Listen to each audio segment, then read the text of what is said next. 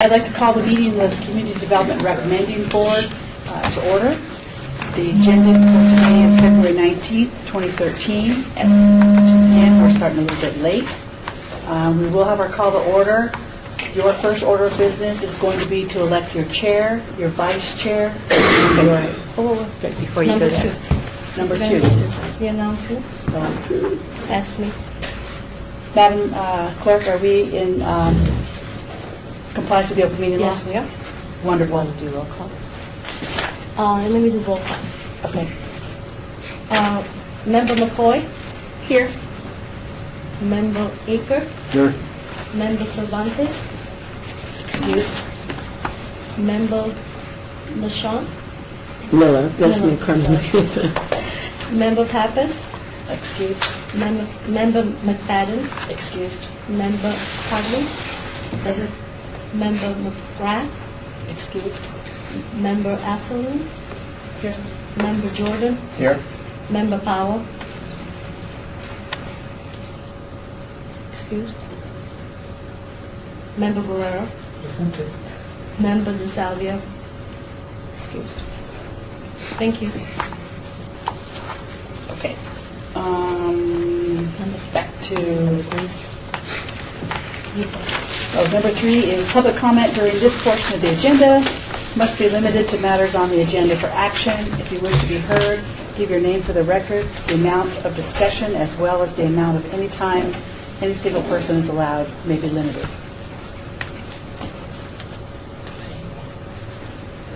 So we have public comment prior to and at the end? Yeah.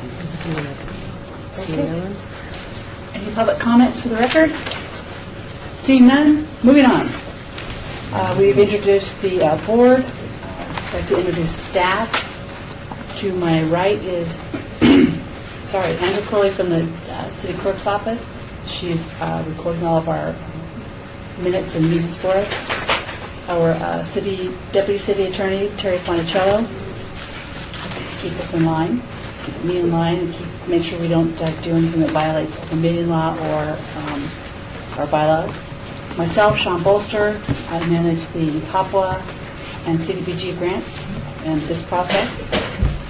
Tammy Christensen was here and she'll be back in the room in a minute. Number 5, now it's discussion for possible action on the election of your chair, your vice chair, and your alternate co-chair. If you want to nominate someone, they don't have to be present. You just want to make sure they're not going to do bad things to you when they get here. So we would open the floor for nominations for your chair. All members are eligible to be the chair, the co-chair, and the alternate chair. Member Hartley? I would like to nominate Carmen LaShawn for chair. Okay. Any other nominations? Can I second it? Does it need to be seconded? You can. Are there any other nominations for chair? No? Okay. All in favor? Hold on. So it's Member Hartley? Okay.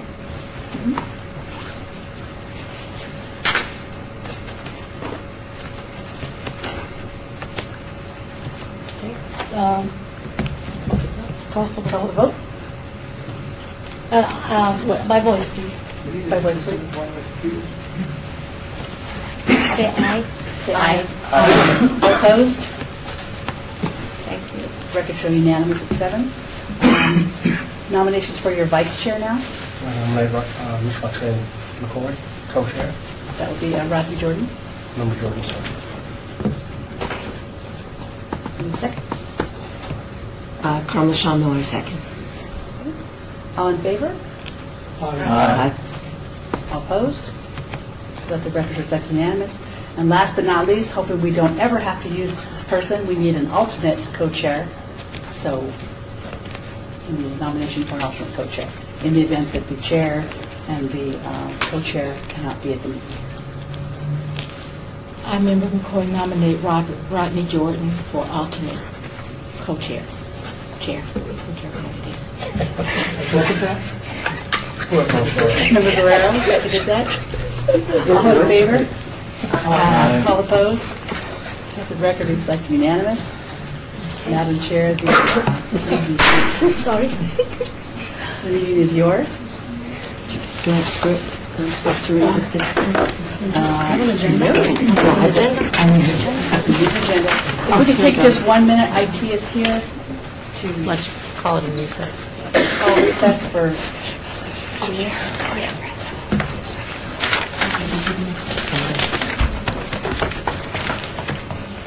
Madam Chair, if you can call the meeting in recess so we can have IT work on some technical problems. So do I need to give Just say member? the meeting will be in. At this time, the meeting will be in recess to address IT issues.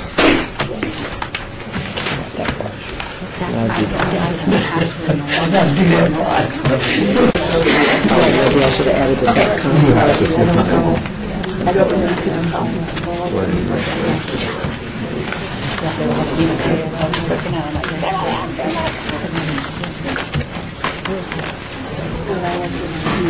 There we go. Sit in my chair.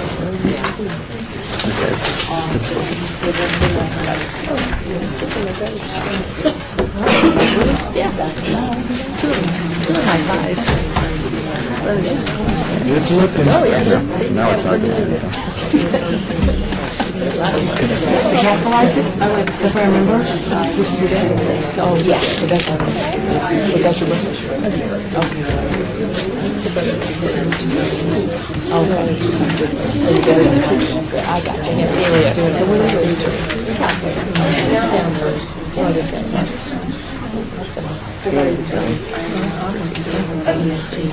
You guys are all logged in okay in Zoom? Because I brought your password from up there. You know what, Sean, is my password the same as my password last year? Because when I went to Zoom brand, it just had it all saved and it just logged me right in. Yes, Okay. I didn't change that. Okay. I thought it was right. Okay. I didn't have the S. Sorry.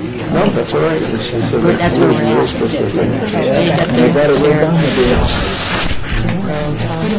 IT guy ready? Yeah, we're going to do Hoffman first. We all ready? Is everybody, wait a minute. One more. We got one more. Trying to get online. Go ahead.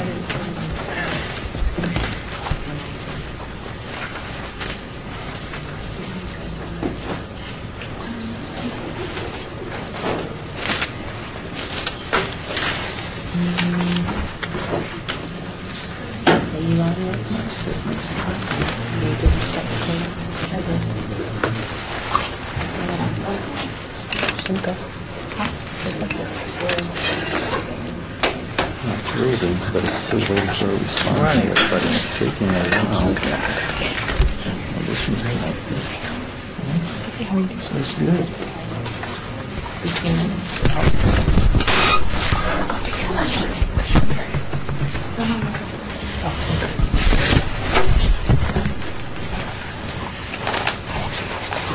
Go ahead. I want to make sure you're in the same location. Not yet. No, it's not coming up yet. We have one member that's not connected yet.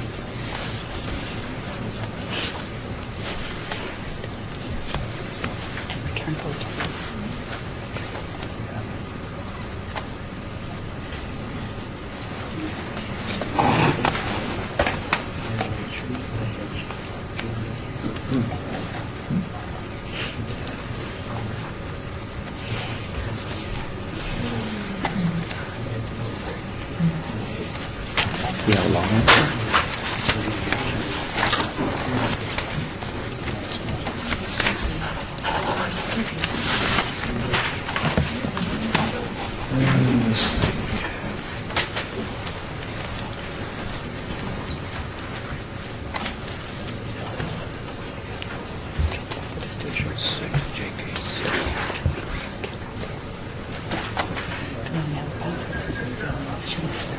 you go.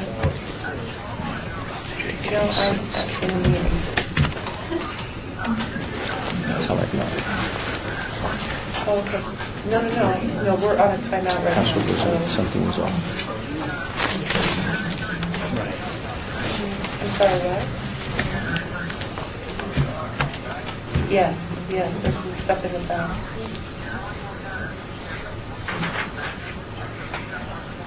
Also, real quick, Yeah, before we go on the record, if everybody will set their phones. 6.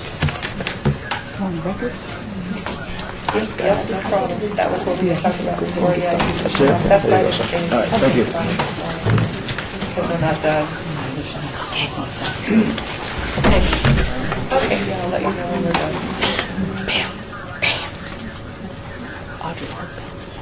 Okay, sounds good. Okay.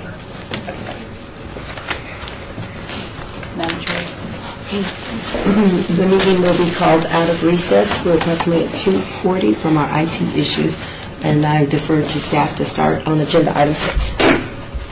Can you read it into the record? Agenda? Read into record what it says here. We're moving on to agenda item 6, report on grants for the Housing Opportunities for Persons with AIDS, also known as HOPWA, Emergency Solution Grant, ESG, and Community Development Block Grant, CDBG Public Service. For the record, Lisa Morris-Hibbler, Deputy Director of the Parks, Recreation, and Neighborhood Services Department. And first of all, let me thank you for your patience while we worked through those difficulties. If it wasn't for technology, we wouldn't have those difficulties. So thank you for your patience. Last year, you guys, the board had a tough task ahead, and that was, given all the need because of the recession, the housing industry, trying to figure out what formula to use for the allocation of funds. Last year, approximately 80% of the funding was allocated to homeless direct client services. At the last council meeting, the council, through a series of dialogue, asked the board if they would like some direction and some guidance, of which that was greatly appreciated. And so we've been working with the council to give that guidance. Today, a decision was made, or a recommendation, that the priorities by priority categories, which have always been homeless, seniors, special needs, and youth early education, that we have a range of percentages that can be used. For homeless, 40 to 50%. Seniors, 15 to 25%. Special needs, 5 to 15%. And youth and early education, 15 to 25%. Now, this is for the CDBG funding only, and the guidance will hopefully help you as you have the task of going through all the applications and reviewing them. Are there any questions from the board? What was the second one? Seniors is 15 to 25%, and I'll also give a copy for the record. Yes, sir? Oh, I thought you had another. Okay. Member Jordan, youth and early development. Youth and early education is 15 to 25%.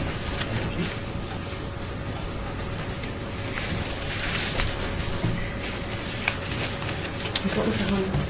I'm sorry. I'm sorry. Homeless was 40 to 50%.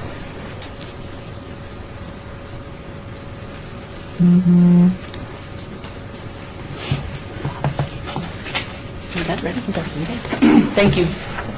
Madam Chair, Sean Bolster, staff. You are going to start today with by hearing presentations from the HOPWA grant. Then we are slated for a 15-minute break, but because we're a little bit behind and we have to finish by 5 o'clock, we may have to shorten our break a little bit to catch back up. After HOPWA, you'll hear ESG and then 2 CDBG public service, so that we could get the best part of your day by doing that. And the next 2 days will be CDBG public service only, and then on March 5th, you'll make your recommendations. Okay? You have your computers up to score. There are 2 questions relating to the presentations, so you'll be scoring on those as you go through today. If you want to write them down on a piece of paper and do them at the end of the day, do them as you go. It's your prerogative. Okay.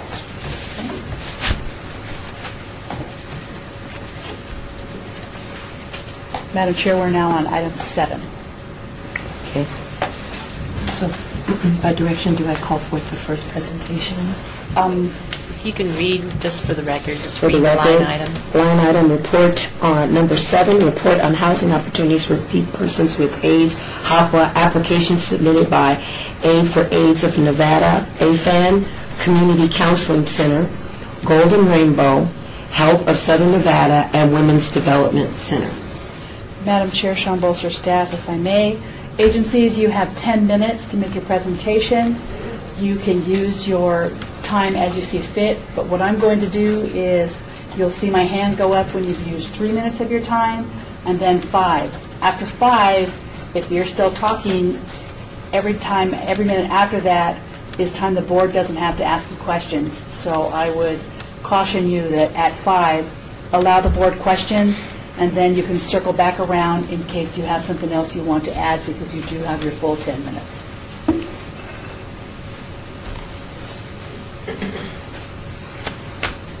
What do you call your first one up? All right, I'd like to invite to make their presentation AIDS for AIDS of Nevada, AFAN.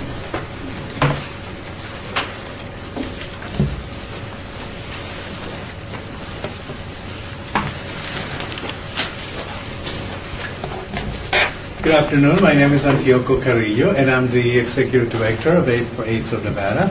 And this is Chiquisa Mosley, our Program Director. We have Mel Cardona, and we have Reagan. Mel is our Administrator, and Reagan is a Program Director for another program. We want to thank you for considering our application to continue the program that has been very successful in preventing homelessness. We have been able to utilize several of the categories under HOPWA, and I'd like for Chiquisa to sort of talk a little more about each of the categories that we're applying funding for. Through the HOPWA grant, we receive funding under STRIMU, short-term rent, mortgage, and utility assistance. We assist on average about 65 clients per month, and so that's helping with utility, just what it says, rent, mortgage, utilities.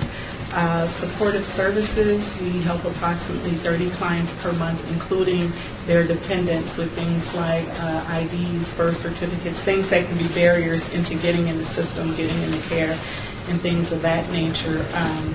Two of our very successful programs that we've had the privilege to work on with our clients are through tenant-based rental assistance. So that's our Parent and Me and our Singles program.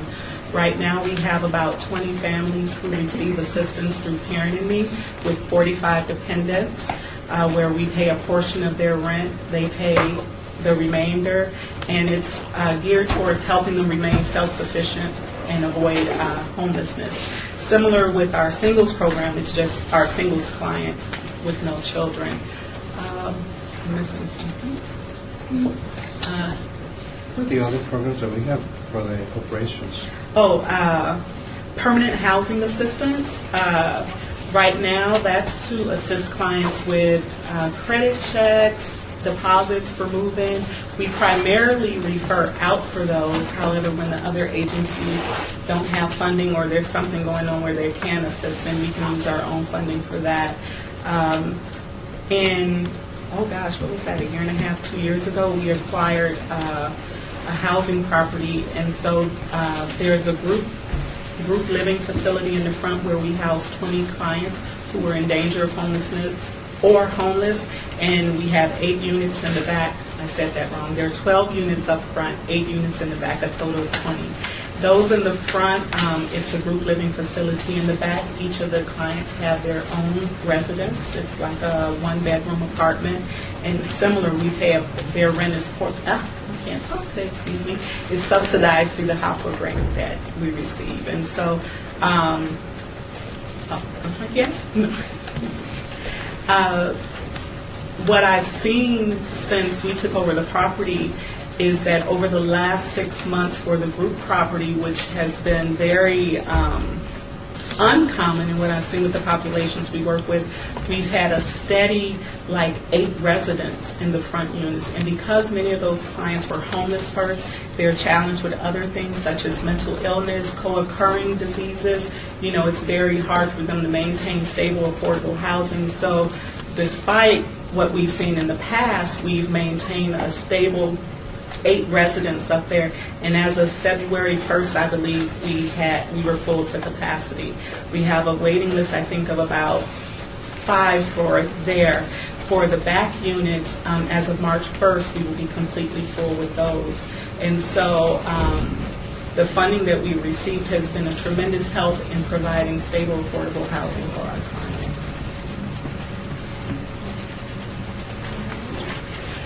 Members of the union, if you have any questions at this time?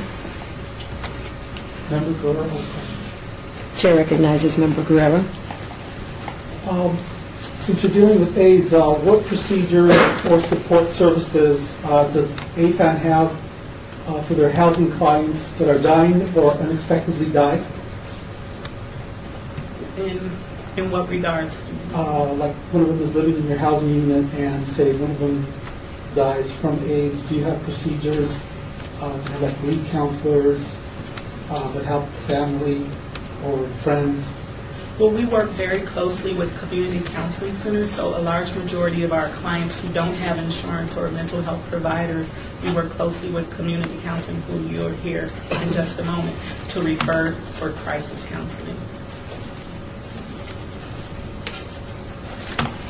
We also have additional, this year we're going to start looking at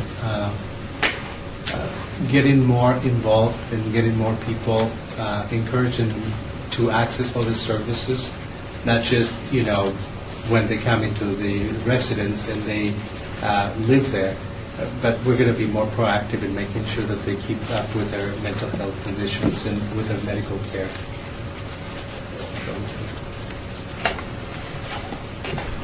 Chair recognizes Member Hartley. Thank you. I've got a couple of questions on your sources for cash match, which is question 18 on your application. And you don't list any committed funds.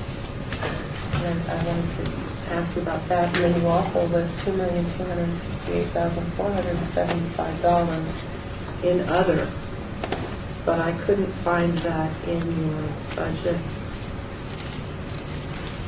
in your operating budget.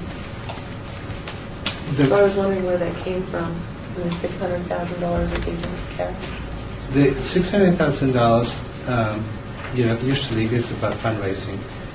The 2 main fundraising projects that we have are the AIDS Walk, which is coming up in next month, in April, and the Black and White Party at the end.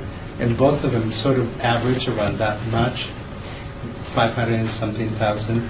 But throughout the year, we have different events that help us subsidize some of the cost for the houses. Okay. We started a year and a half ago. We started talking about in order to be self-sufficient and not depend so much on grants, we have to be able to have at minimum, a fundraiser a month, and so that we can have a constant flow of funds coming in. So that's what we've been trying to do. And sometimes some of those fundraisers are not as successful as the other ones. They have been very, very well established. So the $600,000 is what you're anticipating you will make from these upcoming fundraisers? For those 2, we go low, basically. And if we get, like for instance, if we have a couple of other events that give us $20,000 or something, we want to be able to just, utilize them for the operation. Thank you. And I have another question for nobody else. Go ahead, Member Hartley. Under your funding history, your 3-year funding history, I noticed that you have listed under state revenue. Last year for 12-13, you listed $228,903.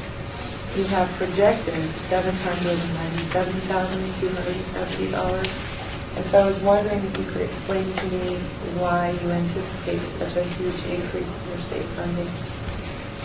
Because we're asking for funds for under Part B, Ryan White Part B, that is administered by the state.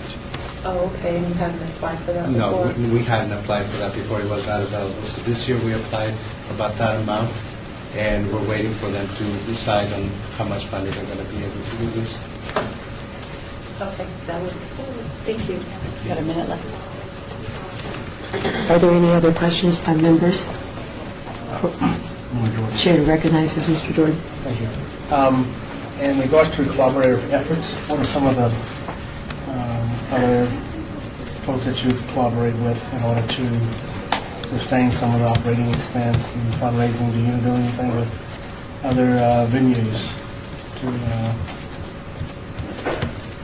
In terms of fundraising with other communities or referral and support from other agencies? Yes, referrals, fundraising. Do you do any collaborative efforts with any other venues, okay, in order to increase your forecasts, increase your revenues, so forth and so on? Yes, I'm always looking for different grants. I'm always looking for to establish a different relationships with other people that have not even been part of the HIV system, if we want to call it that. We have great relationships with our partners that are here presenting today. We also have great relationships with partners that have access to other services, to other grants, such as Ryan White Part A, that is administered by the county. And slowly we're beginning to really look at the possibility of establishing different fundraising events with the entire community. Last time. Thank you very much for your presentation. Question for staff at this time. Do I ask members to score or at this time? Okay, at this time, if you could calculate your scores before our next presentation. Thank you. Thank you.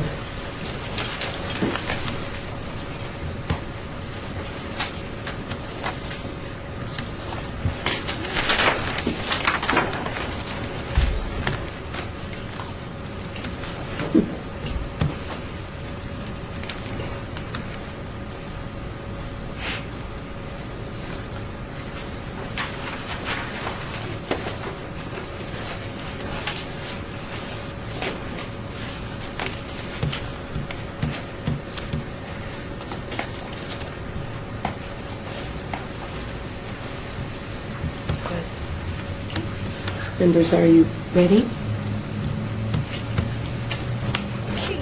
At this time, I'd like to call forth the Community Counseling Center to make their presentation for housing opportunities for persons with AIDS, HOPWA. Good afternoon. I'm Ron Morris, the Executive Director of Community Counseling Center, and this is Marco Flores. He's the Director of our HIV and Wellness Program at Community Counseling Center. First of all, we want to thank the board for all of your support in the past, and we've come again one more time to ask for supportive services that would help people to stay in their housing and achieve independent living. We're asking for $152,000 to serve 160 clients, and the purpose of these funds will be to offer mental health therapy as well as addiction treatment. And of course, many of these folks come in with co-occurring disorders as well. Basically, what we're looking for in program goals is an addiction-free lifestyle, freedom from mental health impairments, and of course, we evaluate our clients in our program as they go along. We use standards set by the American Psychiatric Association. And of course, what we have to offer our community is an agency that is nationally accredited by the Council on Accreditation out of New York City, and we do certainly meet their standards of excellence in order to achieve that accreditation. The goal is, of course, independent living, healthy relationships, basically anything else in the way of referrals that the client needs. We work very closely with other organizations like Aid for AIDS of Nevada, Golden Rainbow, Help of Southern Nevada, as Antioco said, the folks that are here today. However, one of the things that's changed about our agency in the past couple of years is that we offer services that are far more integrated, where they can get a great deal more when they come in under our roof. A brand new grant from the Substance Abuse and Mental Health Services Administration out of the federal government offers our clients hepatitis testing for hepatitis B and C. And thanks to a grant from UMC, we now have an on-site psychiatrist, so they can as well get prescriptions written. So essentially they come in the door for counseling, but they also get all of these other services as well in an integrated fashion, which has really improved our program over the past couple of years. Actually, we have, at this point in time, 2 psychiatrists that can work with our clients, and University Medical Center, who we work with closely over the years, has shifted most of their HIV-related client load over to Community Counseling Center. And so basically what we're offering the community is effectiveness. The other thing that happens here, though, in addition to healthy lifestyles and independent living, is that we want to help people. We want to help the community to contain the disease. As you all know, this is a highly infectious disease, and the healthier people are, the more able they're able to think and do good decision making about their contacts and so on and so forth. So it's our goal to stop the disease in its tracks, as well as creating quality lifestyles for individuals. Basically, I think too that the spin-off of a program like ours is that the better people are, the addiction-free, the more addiction-free their lifestyles are, the more mentally healthy they are. As we all know, those 2 things contribute to physical health. And of course, our goal in our program is to create longevity. I feel that we're getting very close to the time that we're going to see a cure for this disease. And our goal is to truly help people to live to see that time.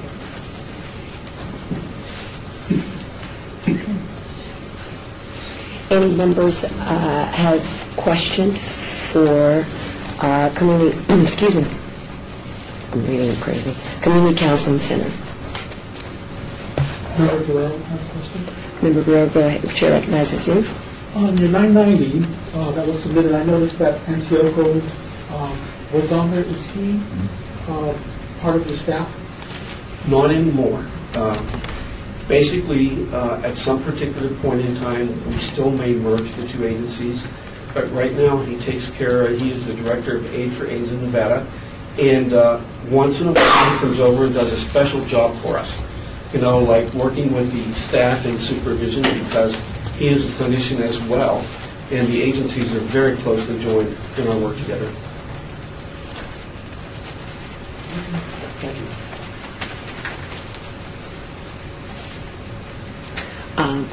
I do have a question. I'm sorry. I'm processing what you just said.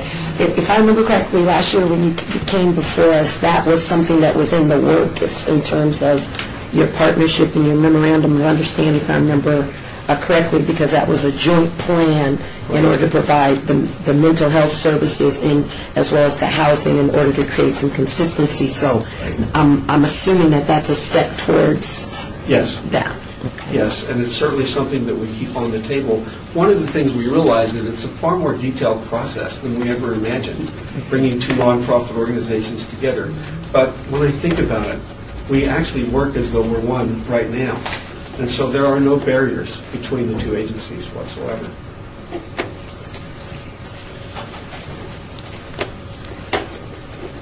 Are there any more questions from a member of the board? Seeing none, we want to thank you very much for spending your afternoon with us, and thank you very much. At this time, members, if you could please score.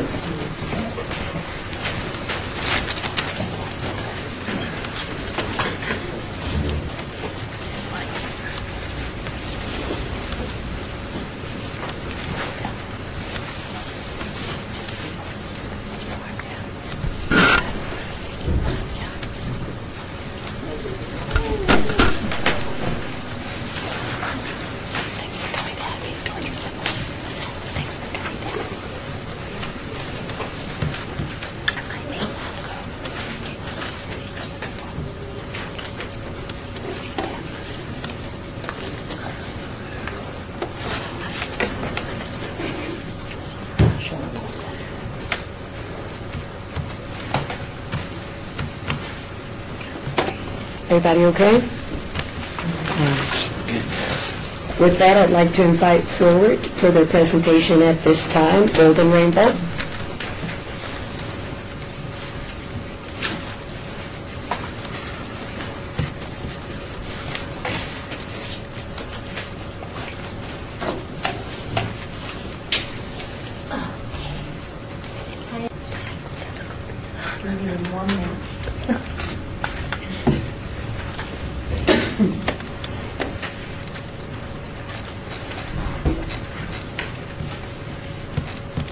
Okay.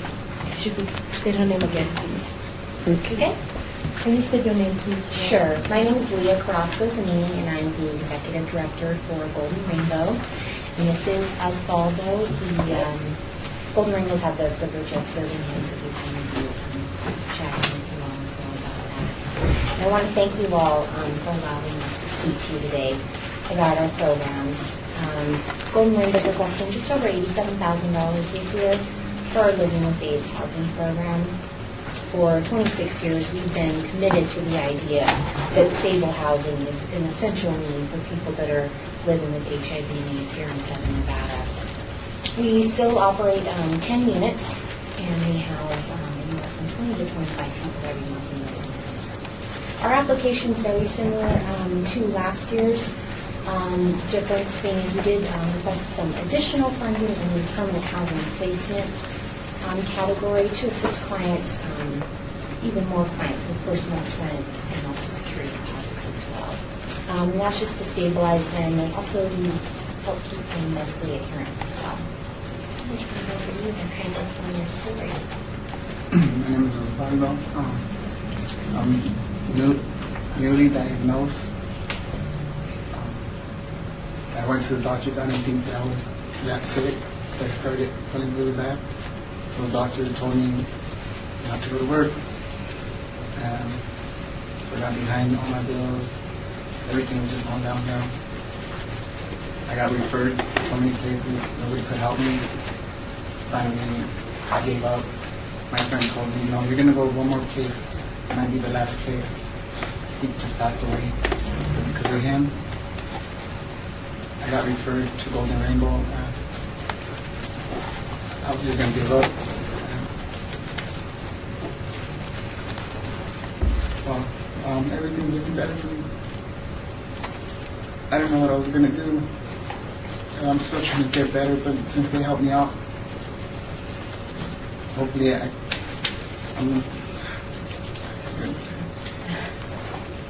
get better. It's just worrying with that. Oh, I need to do this, pay that, do this, be homeless. I don't want to do it. I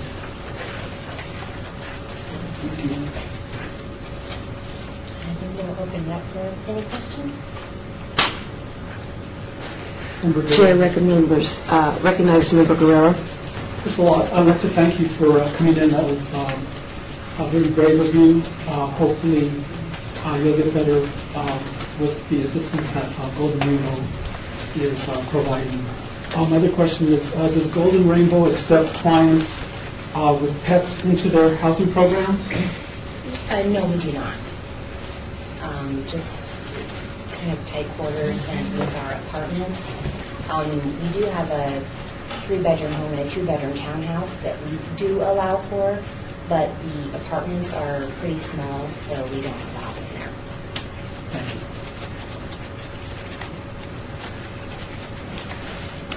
Chair recognizes Member McCoy. Hi, I want to thank you again as well for coming in and sharing your story. I wanted to know, as ED, where predominantly does your clients come to you? Where do they get the referrals to your organization from?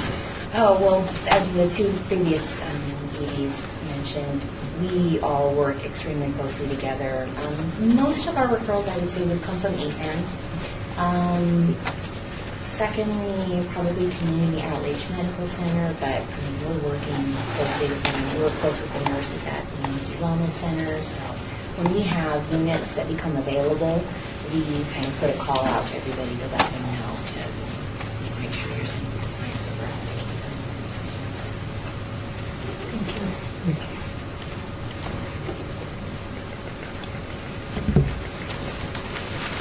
you. Any other members? Member Who's Guerrero? headlining your main fundraiser this year? That's a good question. We're just putting it together now, but it is going to be at the Smith Center again. We know that Clint Holmes will be performing with us, so we don't know anybody else will be on that. I've never been to one of your events. Who's headlined there before? Celine Dion? Or? Oh, I wish. That would be fantastic. We ask every year, so we ask everybody. We had George Wallace and Clint Holmes most recently, Liza Minnelli in the past. So you never know who's going to show up. Thank you. Member Miller, I have a question about Ryan White B. I know there's an A and there's a B. And just for my own education, in terms of the B, is that more federal? Is that a separate grant that you're going to apply for? Or are you open to apply for that? Or It is separate, separate grant application, similar funding. So it'd be kind of like duplicate funding for us. We'd be asking for the same funds, so that's why we stick with Part A. And I have another question, Member Miller. I'm looking at your fee schedule for individuals that use your units. Are you projecting, based off the economy, is there going to be a significant change in that, or how do you see that? No, most of our tenants are either receiving SSI or SSD, so their income is pretty fixed. The Chair recognizes Member Hartley. I wanted to ask you under 18, under your committed funds, you listed $99,985, and then a little further down, it shows that is the amount of the Ryan White program. Yes. Have you received that funding? And we actually just received an additional $15,000 this month to spend. Another agency was unable to spend that, so we were awarded that in addition as well. Okay, but if the Ryan White is, you have that in committed funds? Yes. Okay. All right, members, does anyone have any further questions for Golden Rainbow? Seeing none, we'd like to thank you for coming, and especially Basil, thank you so much for coming. We appreciate it. Thank you very much. Members, at this time, would you please score?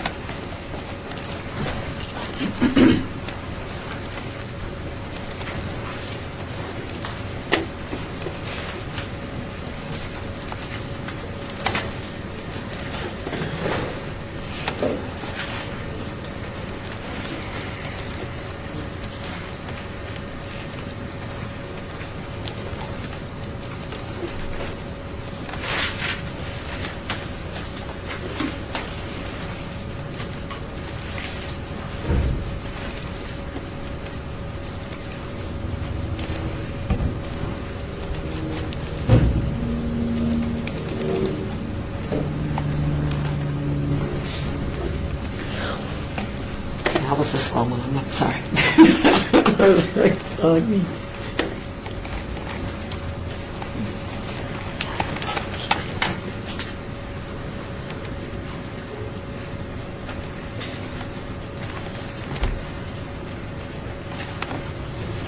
Everybody good? Okay. All right. With everyone being good, we're going to move on. At this time, I'd like to call Health of Southern Nevada. Or is that staff, is that a combination, or is it and, meaning another one?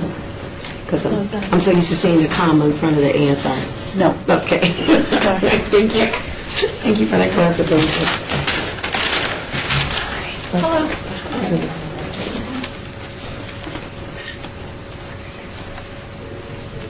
Oh, you can go ahead. Okay. Whenever you're ready. I am so sorry. I thought you were ready and sat down. I'm like, oh, Okay, good afternoon. My name is Kelly Robson. I'm the Chief Social Services Officer for Help of Southern Nevada. I'm Shelley Cook, Chief Financial Officer, Help of Southern Nevada. And in the audience, we also have Terry D'Antonio, our Chief Executive Officer.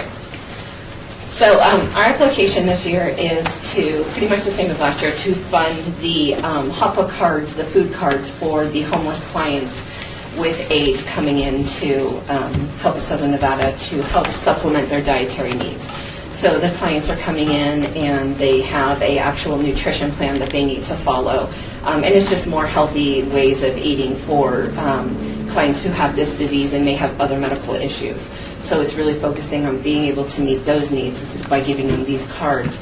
And when they come in, they have to fill out an intake form. And one of the nice things is, besides just providing them these HOPA cards, is we have an array of services that we can wrap around the clients while they're there. So if they need housing, we can refer them to one of the other programs for possible housing assistance, or to one of our partnering agencies like Golden Rainbow, Women's Development Center, or any of the other programs that we use. If they have to do community service by chance, we have a community service department. If they need to, are looking for, and if they're chronically homeless, we have a chronically homeless housing program that they might fit criteria for. So it's also looking at the other. If they are looking for employment, we can refer them over to our Work Opportunity Readiness Center and help them try to get employed and find a job. So there's other services that we can do to wrap them together as a whole.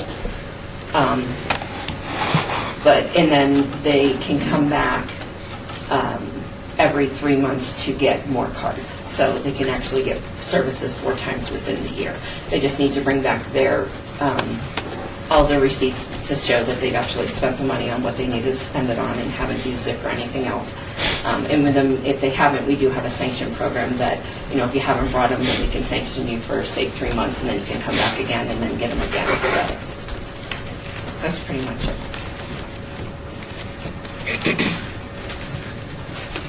Any board members have any questions? Member Guerrero has a question. Go ahead, Member Guerrero, you're recognized. In reading your application, you guys do so much. You help the homeless. You also have your HOPA program. What HIV/AIDS classes have staff taken, and how have taking these classes benefited your clients? What type of classes? HIV/AIDS classes. I believe on your application you put down that staff took these types of classes to help your clients.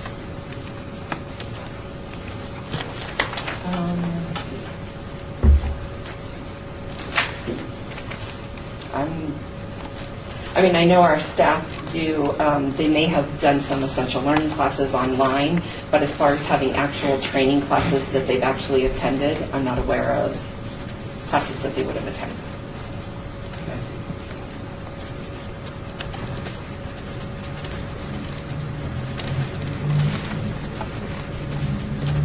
The chair recognizes Member Hartley. Thank you. Question 18 on your cash match. You list $416,287 under other. Can you tell me what that other is? It's our wraparound services that we provide at Help of Southern Nevada. We have our, like Cody was stating, our Work Opportunity Center, which helps them find a job. There are things in HMES when we provide these services. So that would be the other, which we have like emergency rents. If they're homeless, we can get them onto our homeless caseload. It's all the wraparound services that we provide. So this $400,000 is not cash? It's cash. It's through all of our different programs. We have our also our food stamp program that we have that we can get them food, more food. And we have EFSP funding, and then we need like direct service cash. This on question 18, this has to do with your sources of cash match. Okay, and I'm trying to figure out where your 25% in committed funds. You have under committed funds, you have 0. but you have agency cash, some fundraising, and foundation endowment. I could find at least where you have utilized that in your budget, but I couldn't find the 400 plus thousand. Yeah, it's a collaborative different funding that we use for that program. We have LESAP funds, our immediate needs funds, ESG, nutritional assistance program funds. Basically it. A lot of funding. Okay, yeah, I didn't find it in your 3-year funding, in your projected funding for 13-14 so. Okay, thanks. Member Essen? Could you explain the cards, how, so they're distributed, and what kind of card is that? It's a Smith's actual like voucher grocery card. Oh, okay. So they it's not can go. a Visa. No, absolutely not. And they can only purchase, like there's no alcohol, there's no cigarettes, there's no anything like that they can purchase with it. Oh, so there is a control.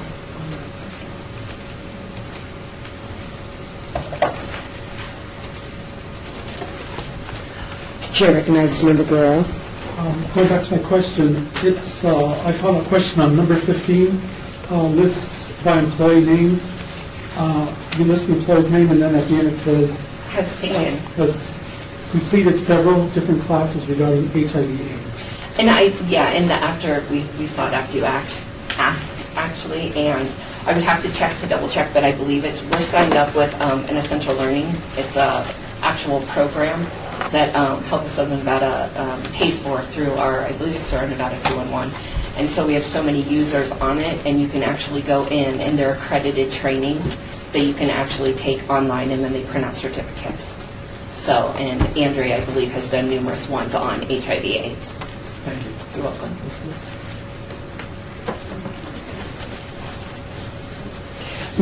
Chair recognizes Member Aslan again.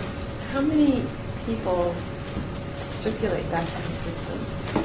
I mean, is it normal to have the same people coming back year after year?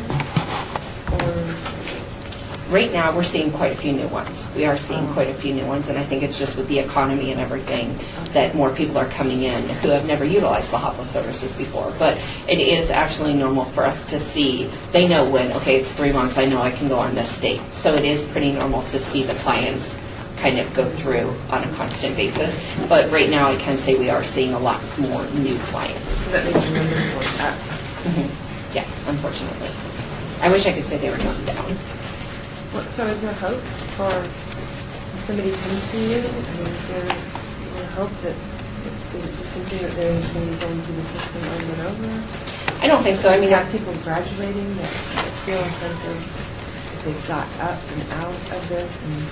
Yeah, I mean, we do have clients who will come in and say, you know what, I have an apartment now, and I'm doing this. So, I mean, there are success stories, and then we have other ones who, unfortunately, are at the very end of, this horrible disease. So, and all we can do there is, just try to offer the support and offer the counseling services, and make referrals to them to make it as easiest as possible, I guess I could say. But we do have people who come in and absolutely they have made definite progress. We've had clients who have gone through our work program, clients who have been able to obtain employment because, the disease hasn't been that bad, clients who, do get an apartment. So there's definite successes. There's just also some that go the other way. Okay. Any more questions for Health of Southern Nevada members? Chair recognizes Member McCoy. I just wanted to piggyback on the question that she was asking, is that monthly when they get the food card, are you seeing the same people that come, or how often is the food card distributed? They can come every 3 months. Every 3 months, and so... Yeah, so we are seeing a lot of repeaters who were there 3 months ago. But then, like I said, we're also, at this point in time, seeing probably, I'm going to say, I think our last report was about 15 to 20 new people who came in. So a follow-up question then, what do they do in between the 3-month time when they can come back to you again for additional, and how do you determine how much is given to an individual that's coming for? We determine it pretty much, it's a set right now it's $60 for each individual coming in. But in the meantime, we also, if they don't have the supplemental nutrition assistance, the food stamps, we Help Us Southern Nevada is a certified food stamp site so that we can actually do that application with them, process that application, and take it over to food stamps. So we can actually do the interview, send it over, and it's kind of a faster process. They don't have to. It's not where we do the application, send it over to the food stamps. They still need to be interviewed. We can do the whole entire process and send it over there. So in the meantime, we hope. Sorry. Thank you very much. Thank you. Thank you very much. Thank you. Okay, at this time, members, if you vote, please. Have that last minute. You have to talk that fast. Yeah.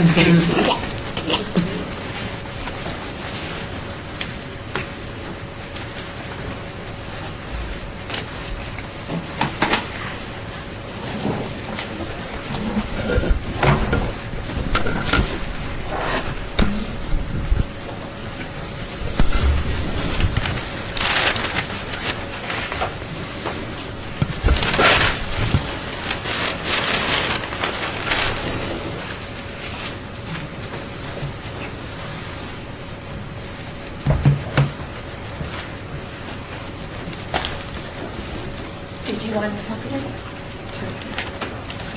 She hasn't called you yet. I haven't called for you yet because we're still doing scoring, but you sat down, so you're right there. Act like you're not even there. Okay.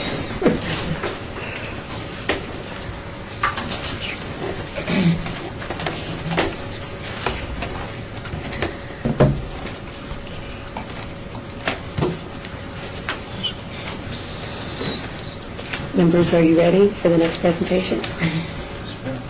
Okay. At this time, we will call forth for the final HOPWA presentation by the Women's Development Center. Welcome. Thank you. Thank you for having us. I'm Tina Prieto. I am the Executive Director. I have been with Women's Development Center for 21 years out of the 23. And I have Tish Brent, who also goes by Letitia, and Bridget Clarity. And we're here today, again, to start with saying thank you for taking the time out and hearing our presentation and for all that you do for the community. Some things that we've started since you last saw us is we actually, WDC created and spearheaded a HOPWA roundtable meeting in which Help Us Southern Nevada, APE, and Golden Rainbow, and they come to our office quarterly, and we host the meeting, and we all get together because we felt there was a gap and a need, that there was something missing so we could all talk about the issues and if we had questions.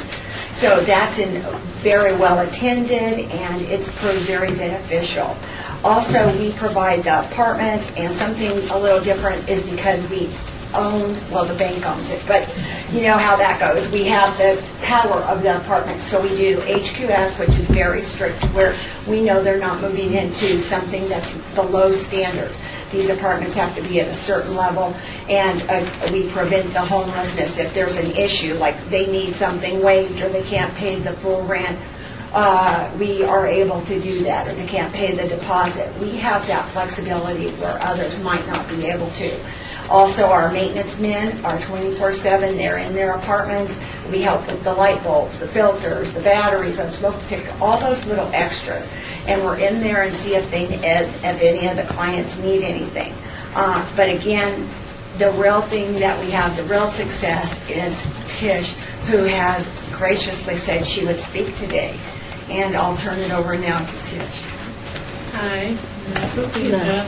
I'm grateful to WDC because before I got introduced to them, me and my children are very unstable. I have moved to 2 different apartments before getting involved with them to where it's a rent where I can afford. I've been in Vegas for a year, and like I said, within that year, I had moved 3 times. The last time was with WDC, and it was like a weight lifted off my shoulders. I can say that I can afford this rent. I can afford to pay the rent and my bills. I assured my kids, we won't be moving again, for a while. It's just been a great honor to be involved with them. Like I said, it was like a breather. I could breathe now. It was a time where I didn't know where we were going to go next because I couldn't afford the rent. My job wasn't pulling in enough hours. So it went from one place to the next, and I just didn't know where else to turn. And when I was introduced to them at WDC, it opened a big door for me and my kids, and I'm grateful. And we're comfortable. The house is beautiful, and like I said, it helps a lot. Just a couple other, because I'm a statistic person. The average income level of a client in our health program is 18%, which area median income, which equals about $8,100 a year for a single person. And I don't think many of us would even want to try to imagine what it's like to live on that kind of money. Without this HOPWA assistance, the 10 people that we have in the program would not be able to afford housing and would be accessing more than likely homeless services and that type of thing, which, as we know, would further increase their risk of health issues and that type of thing. Housing stability, it's clean. We provide housing counseling, so if somebody runs into an issue with their housing, they can call their counselor. We can help them navigate through the system, help them secure the services they need. Without your assistance, like I said, we would not be able to do that. This always comes up, so I'm going to put it out there first. When it comes to our budget, it looks a little odd sometimes, but please remember that we're providing services 24 hours a day, 7 days a week, 365 days a year. So while it may look like our service is expensive, it isn't when you break it down into what's being provided for that dollar. I also wanted to say that 2 weeks ago, one of my staff had come to me and said, we only have enough funding for a half a unit. Well, that wouldn't work. But we have the ability to say, you know what, move them in and we'll cover it some other way. Where a typical landlord or somebody would not be able to do that. So we have that luxury. Any other questions? We'll open it up to questions at this point. Any member? Chair recognizes Member Hartley. Actually, I was going to ask, that was one of my questions, if you're having a cost per client. Well, it's just because it's so low. You have listed for your tenant-based rental assistance families $11.84. Is that per day, per hour? Yeah. No, let me get you, because it is so low. per day. It is per day. Per day, okay. And supported services are 57 cents a day? That's what you get, right, that's what we're being rented. Now, we do work I very strongly just together. needed to understand what the component was because it's so low compared to... We had the advantage of listening to your questions, so we know what you were going to ask and Where we knew where you were going. Well, I've got others, but we'll see.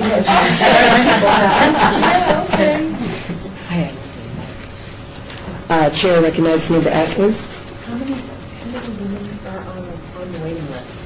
How many people right now? We have 5. And this person that I said we went ahead and said, let's just go ahead. But we certainly, we could do more outreach. There's many, many people that call when they find out there's not an opening or vacancy. That hinders them from coming, so we try to filter them out and get them, but certainly it could be a lot longer. These are people that are in imminent danger of losing their house and money down. Yes. Chair recognizes Member Jordan. Thank you. In regards to, I heard the number 10. Is that 10 the max people or the people well, and again, families? This board had asked us a couple years ago, said how can we do more bang for our buck? So we went in and shaved off the price of the rent right away, and we did it again at beginning of January. So we can hover because we've got a few extra units. Well, actually, I can make room for, we have many programs, seniors and this and that. But, so there is room for more. It depends on what you would want us to, or what we try to not ask for everything. We try to be fair and come to the trough with just asking a minimal amount. But yes, we can handle, and we have the capacity to take on the 20, 30 more people. If I may, the majority of the people that come to us are single individuals. We do have some small families, if that is what you're... So we have 10 units right now, but we could house more than 10 individuals. Are they small families? Yes. Yeah. What's small? I have 9 sisters and 1 brother. So. One or two children. We have, as you know, we have a mom and a 2-year-old, both are HIV affected. And that's considered small. But if you meant unit capacity, as we were talking, that's what I thought you meant. And certainly, I could open it up. Chair recognizes Member Eckert. Did you have your hand up, sir? Yeah, on your budget, under the homeowners dues, what is that? What that is homeowners association at some of our apartments. There's homeowners association, like HOA fees. Certainly, it's not passed on to them or anything, or it can't be in the budget to where their calculation is. But that's always something we have to pay. If you live in certain areas, certain sites. So we have townhomes and condominiums that belong to, or in bigger complexes that are registered. Okay, we're moving on down right under it where it says homeowners assessment. What is that for? That's what they can choose to put an extra assessment on. Good questions. So say that their budget's very low, and I can say there are people in the city, you've probably read about all these scams with HOA, and it could be hundreds of dollars. Ours is like around, in our area, because it's revitalization zones, it's $85, $95. Once in a while they come, and because a lot of our units are in senior populations, they want to keep the money down. But say the roof is leaking and it's going to cost a lot, they can say, I need to put a $25 assessment. Again, we eat that. Okay. Thank you. Thank you. 1 minute left. Any of the members have any questions for the Women's Development Center? Member Guerrero is recognized. Do you have separate caseworkers for your HOPA housing program? Yes, we do. We have a small caseload, so we have one person who works that program. I thought I saw another member's hand. Member Hartley. This is just a clarification, I'm sure, but you list that in your fees, that no fees are charged, and yet on your funding history it shows almost $700,000 in fees. I think, yes, it's because of the way that it's classified on this. We do not charge a fee for service. Yes, people pay rents. So the issue is with the word fee. Gotcha. So that's rent money. That's why Exactly. I said sure. Clarification. Gotcha. Okay. Thank you. That's all. That's time. Thank you very much for coming before us. Thank you very much. Members, at this time, I encourage you to vote.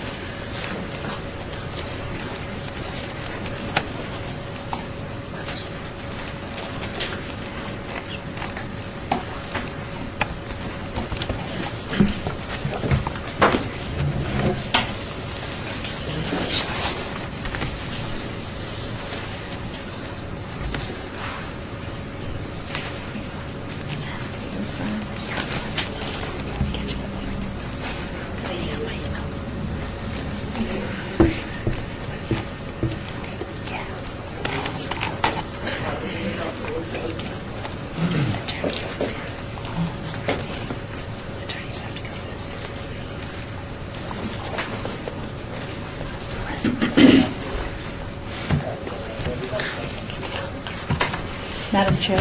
Yes, staff. Staff member Tammy Christensen is going to give you some she needs to read into guidance and input on question 8 after you read it into the record. Okay, read into the record. Okay, are all members prepared to proceed? Okay, so staff, I'm going to agenda item 8. Is that correct? Yes. Okay, this is a report for Emergency Solution Grant, ESG, application submitted by Catholic Charities of Southern Nevada, Help of Southern Nevada, Salvation Army, and West Care Nevada Incorporated. Hello, my name is Tammy Christensen, staff. I just wanted to explain some significant changes to the ESG grant. For those of you who have been here for the past few years, you know that grant's not come before the CDRB.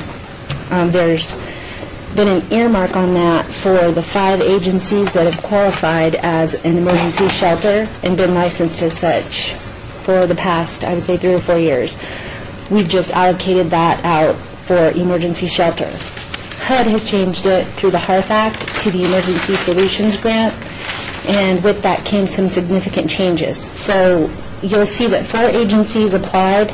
However, Catholic Charities and Shade Tree applied together for shelter operations, and that was done in an effort to do what we asked, which was partner.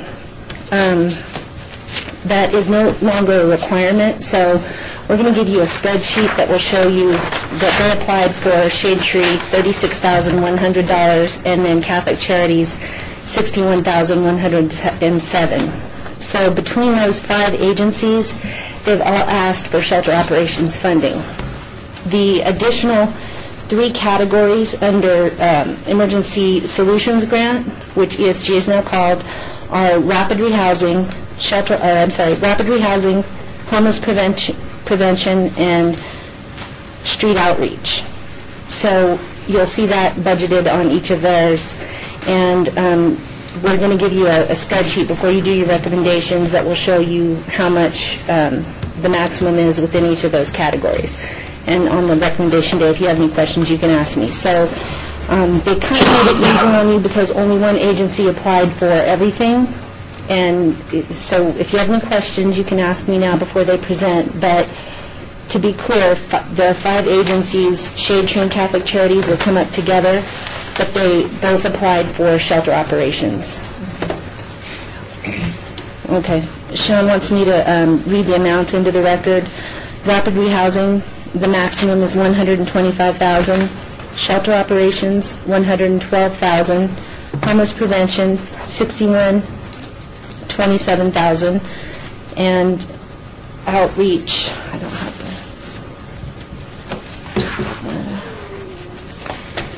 how come I can't get that?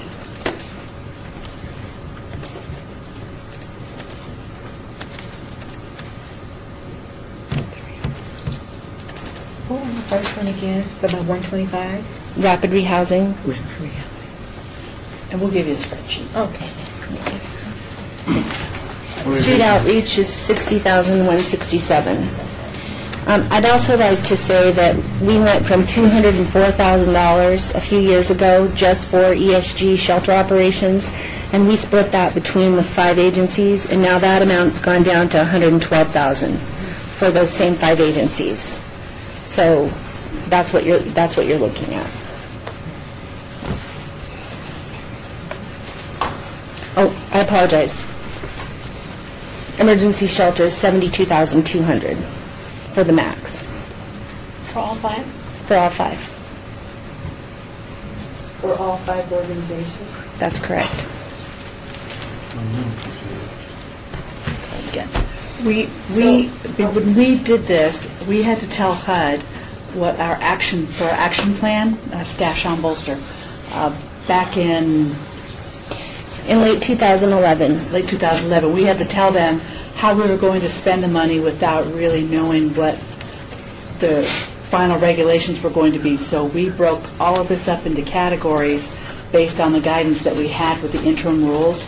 So we've already put this in our action plan. So those dollar amounts have to stay for fiscal year 13-14. And then based on what happens this year, we have the ability as a city to move some of those dollars around. With very limited amounts, because HUD has set rapid rehousing as a priority. They've limited the amount of shelter operations and street outreach to 60% of your overall grant. So we really don't have a lot of wiggle room. So our action plan was submitted with pretty much the recommended interim guidance from HUD. Okay, so when we go to make our allocations, our recommendations for allocation, we're going to be, with each organization, we have to allocate a specific amount for a specific program. So we're not just going to allocate, for instance, Catholic Charities is requesting $97,000. We're not just going to grant them $97,000. We have to break down how it's all going to be. Yes, and this is a learning process for us as well, because Catholic Charities partnered with Shade Tree, and they actually only asked for $61,107, and Shade Tree asked for $36,100 for the same thing, emergency shelter operations. So because there's only $72,000 in that category, you have to look at that for all 5 agencies, with Help of Southern Nevada applying for those other 3 categories in addition to the Correct. shelter operations. So one applied for all of them, and then the others only applied for a certain portion Right, of because it. that was eligible, that But they could it's apply. in its totality, we only have the 72. For that one category. Just the one category. Right. Okay. But in its totality, Of the ESG. we have 401,000. Okay. So, and to say, it's good that we had one agency apply within all the categories, otherwise HUD's priorities wouldn't be met. So you want to take that into consideration as well.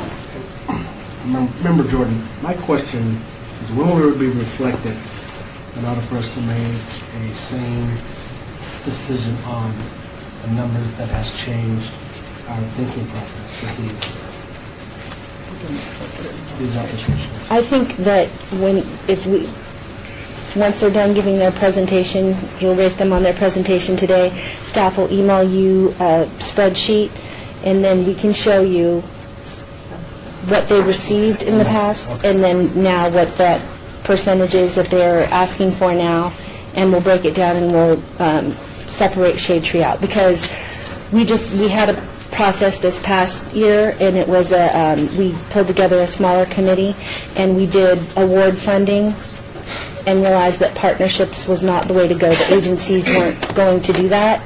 So I think once you see how it was allocated in the past, that'll help you with making your recommendations. That's what I was going to ask, if you would send it to me. With our good intentions, we administratively burden the agencies with the partnering.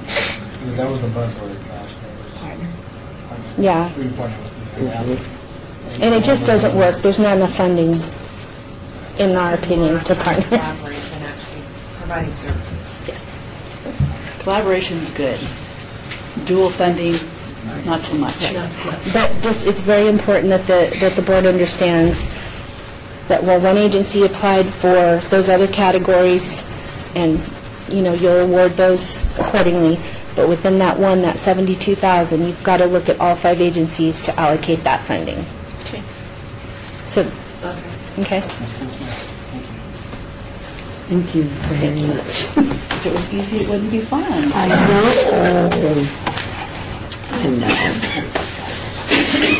I know you'll keep us abreast of this and keep us on target. It gets a challenge every year, but as a team, I know we'll pull it off. I know we will. Member McCoy. Just one question.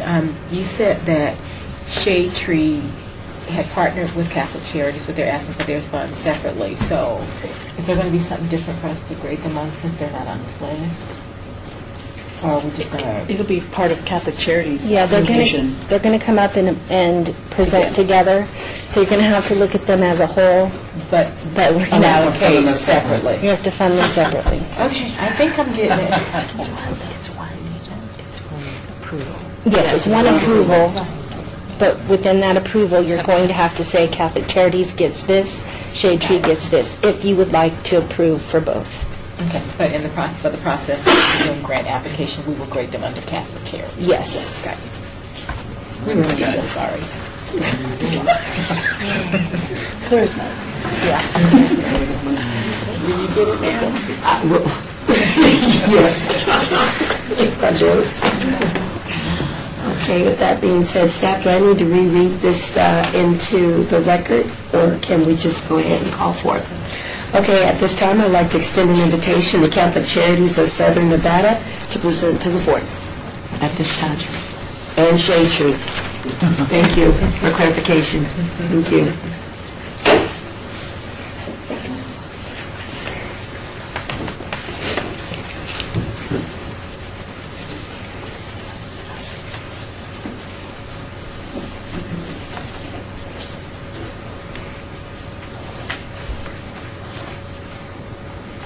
Whenever you're ready. Perfect.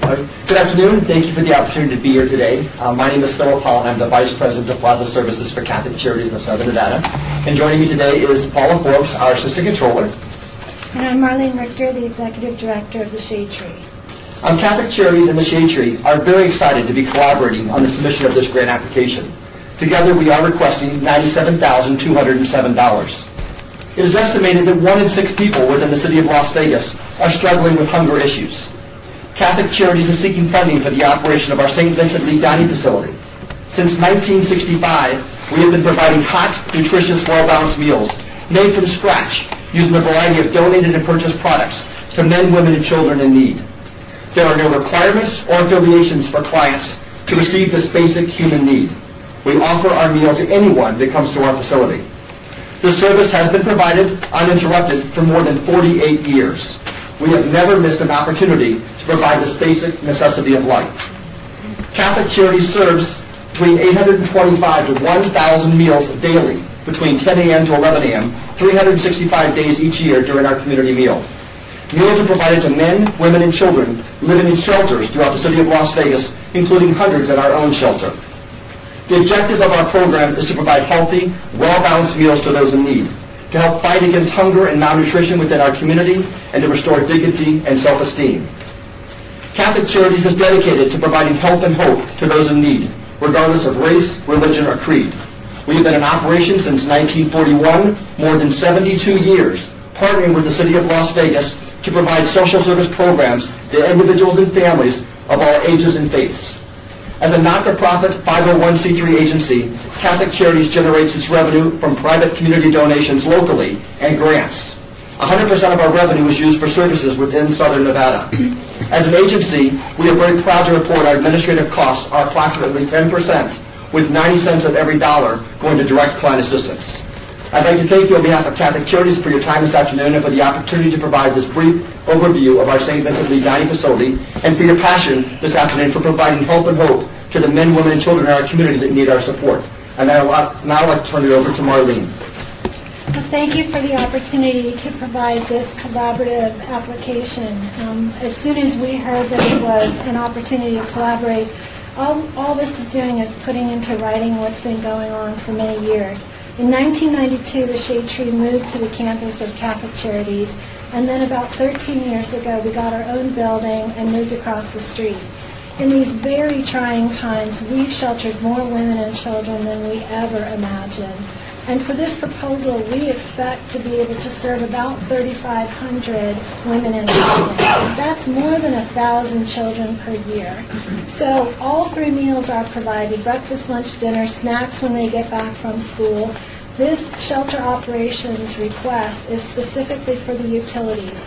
We're able to get money and donations for the food and able to leverage so much, but the basic operating of the shelter to make sure that the women and children who are coming in 24 hours a day can get a meal as soon as they arrive, and then when they wake up in the morning, start their schedule just like everybody else in their home does. It's going to be necessary to have some help with the utilities. We did install solar panels, and we've done everything we possibly can to reduce the overhead of the shelter. So this request for $36,100 is specifically to meet the utility needs of the shelter. We are the only shelter that provides for women, children, and their pets in the city. We are often the first stop when there's been domestic violence in northern Las Vegas and then in the center part of the city. So whether it's domestic violence, a lack of a home because of eviction, traveling emergencies, people discovered that are sleeping in their cars, they can come in and they can start over.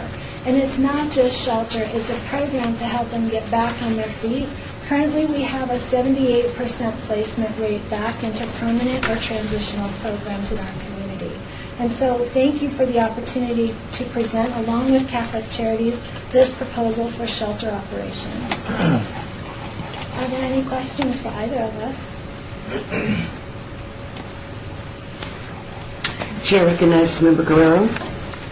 Yes, on your request, you were collaborating, and Catholic Charities was going to provide hot meals? Correct. We provide the community meal. We have it on a daily basis between 10 a.m. to 11 a.m. is open to anyone who walks the door, including the women and children of the Shade Tree. So the meals are going to take place at your cafeteria? That is correct. That particular meal. Does Shade Tree have their own cafeteria? We do, and we start serving meals at 6 o'clock in the morning. As soon as the children wake up, they come downstairs and eat. And so then throughout the day, the women, especially those that are in hiding and can't leave the building yet, are provided that meal right there on site at the Shade Tree. We're also providing meals to the Shade Tree. So Catholic Charities is putting together meals every single day in terms of providing them over to the Shade Tree, where they are actually preparing those meals and serving them to those clients that are unable to come over to our facility. I believe we're serving about 100 meals probably on a daily basis. Thank you. Chair recognizes Member McCoy. How do you break down your cost per customer when you have some that you feed over here and then those that you bring over there? Does that make sense? I'm trying to... For Catholic Charities, we're only accounting for those that actually come to our facility, and then we know what we're providing to the Shade Tree, but we're actually looking at the numbers. Each person that comes into our mid-morning community meal, we're having them actually give us a signature. We don't care whether they put Donald Duck or whatever they put down there. It's just a means for us to account for the numbers, so we have an idea of the number that we're actually serving, so that we know that we serve about 825 in the beginning of the month, when people tend to have a little bit more money, but towards the latter part of the month, we see that number rise to close to 1,500. And for the Shade Tree, we shelter between 300 and 350 women and children per day. So the 100 meals that are shared from Catholic Charities, we're providing the rest. We're preparing them, serving them, and maintaining the health and nutrition of the women and children that are living there in the shelter.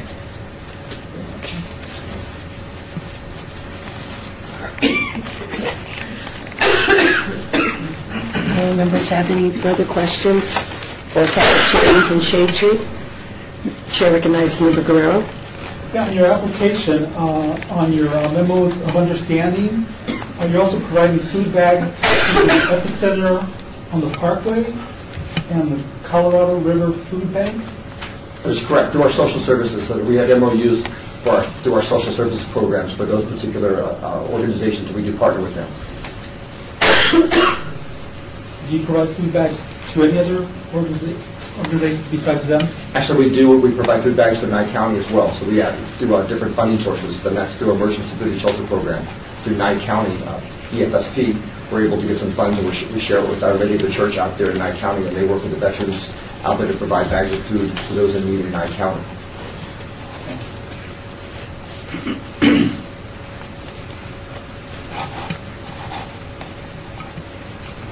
No further questions from members? Seeing none, we want to thank you for coming and sharing your afternoon with us. Thank you very much for your presentation. Thank you.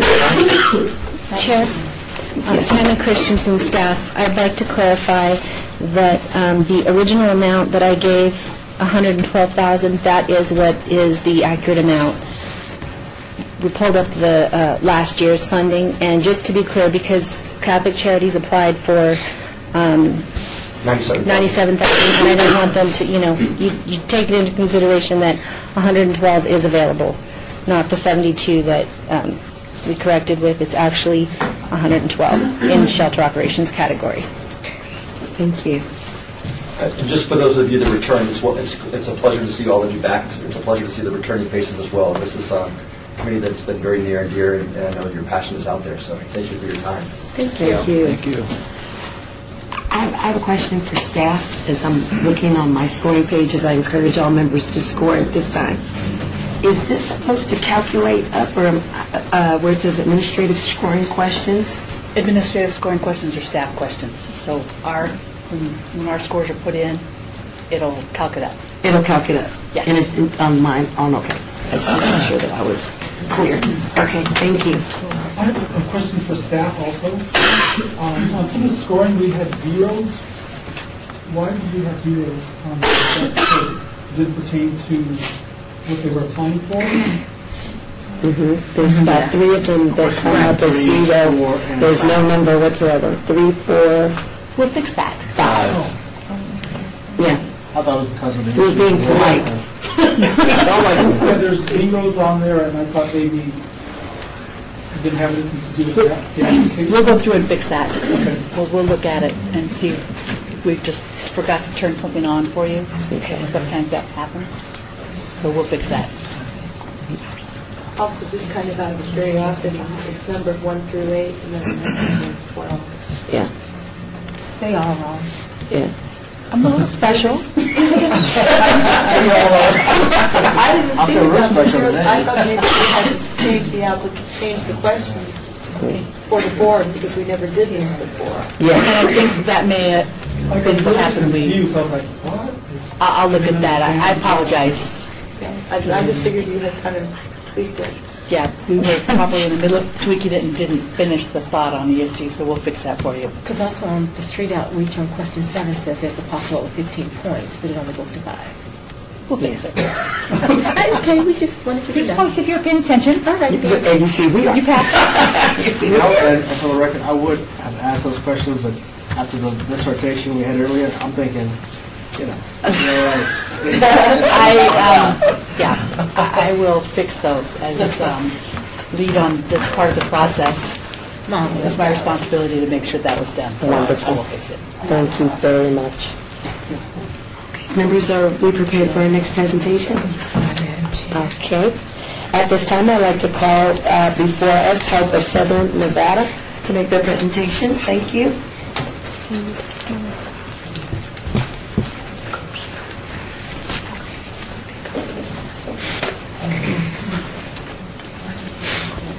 We're back.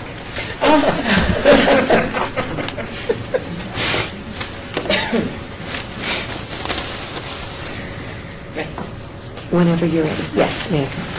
Good afternoon, Kelly Robson, Chief Social Service Officer for Health of Southern Nevada. Kelly Peck, Chief Financial Officer. And Terry D'Antonio, our CEO, is in the audience. Health of Southern Nevada has been providing social services to the community for over 40 years. Our request is actually for the full amount, the $371.27, for actually all of the different areas of this grant. So first off, for rapid rehousing.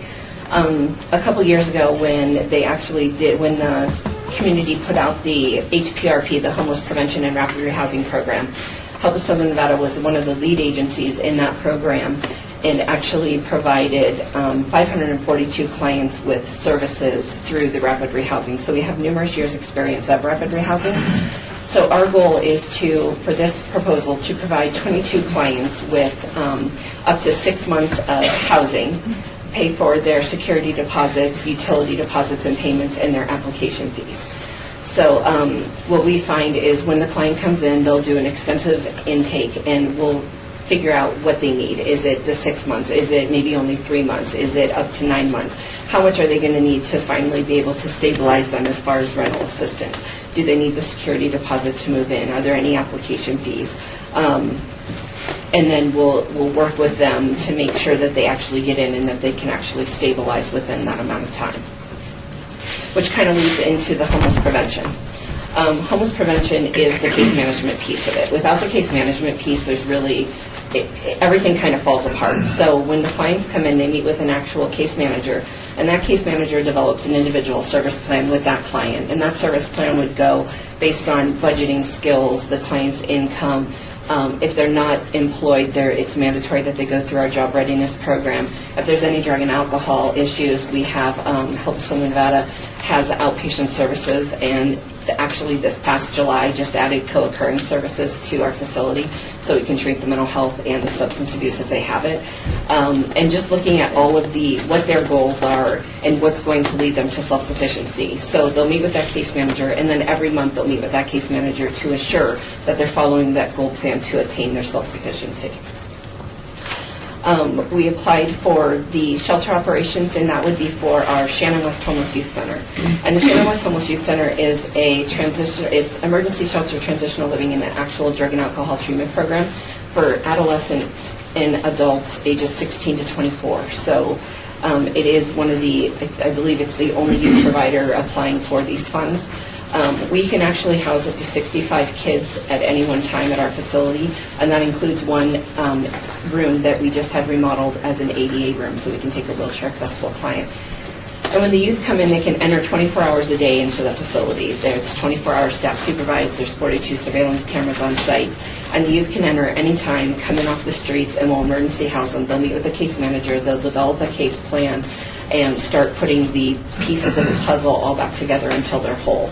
So the youth center is actually certified by the State of Nevada Substance Abuse Treatment Prevention Agency, by SAFTA, as a level 1 outpatient, level 3 medium residential, and level 1 co-occurring facility, so that we can treat the mental health and the drug and alcohol addictions for the youth. The final piece of it is the street outreach. And HELP has a mobile crisis intervention team. We've been running the actual outreach program, which stands for Organizations United to Reach, Educate, and Assist the Chronically Homeless, for the past 8 years. This year will be 9 years.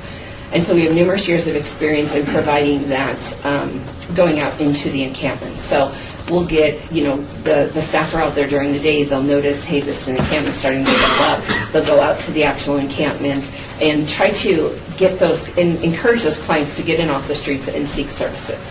Numerous times it takes 6 to 7 to 8 times of going out to the same exact encampment, engaging those clients and trying to build a trust, build a therapeutic relationship.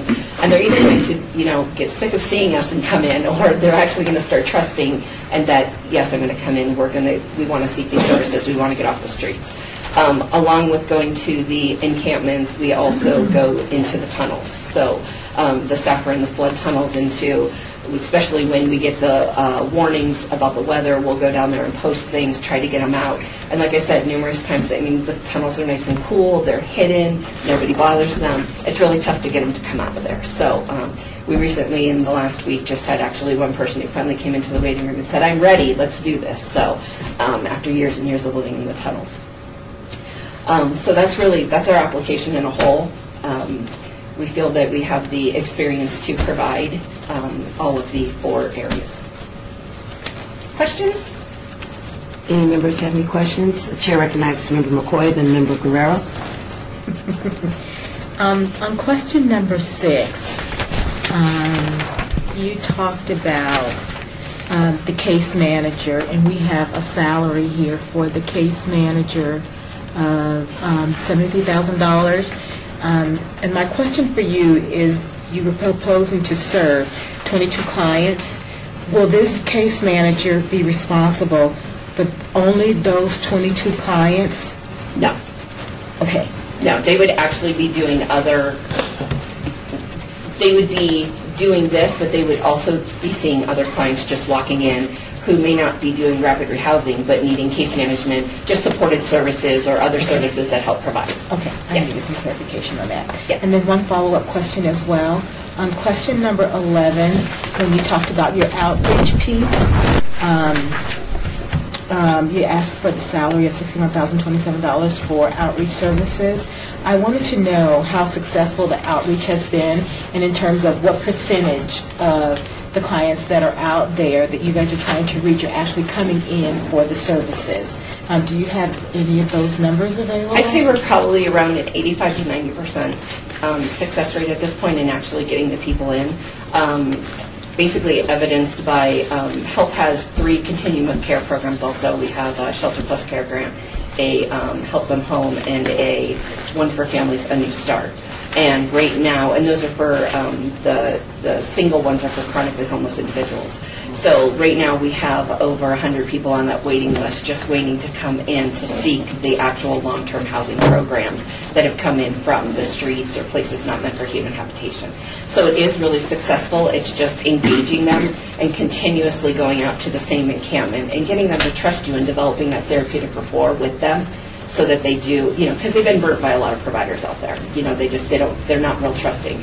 And we have it's a harm reduction, housing first model. So we want to get them off the street, get them into housing, and then look at their drug and alcohol or their mental health and slowly reduce all of that, because we know that they're not going to come off the street if you say, I'll give you housing, but you have to be clean.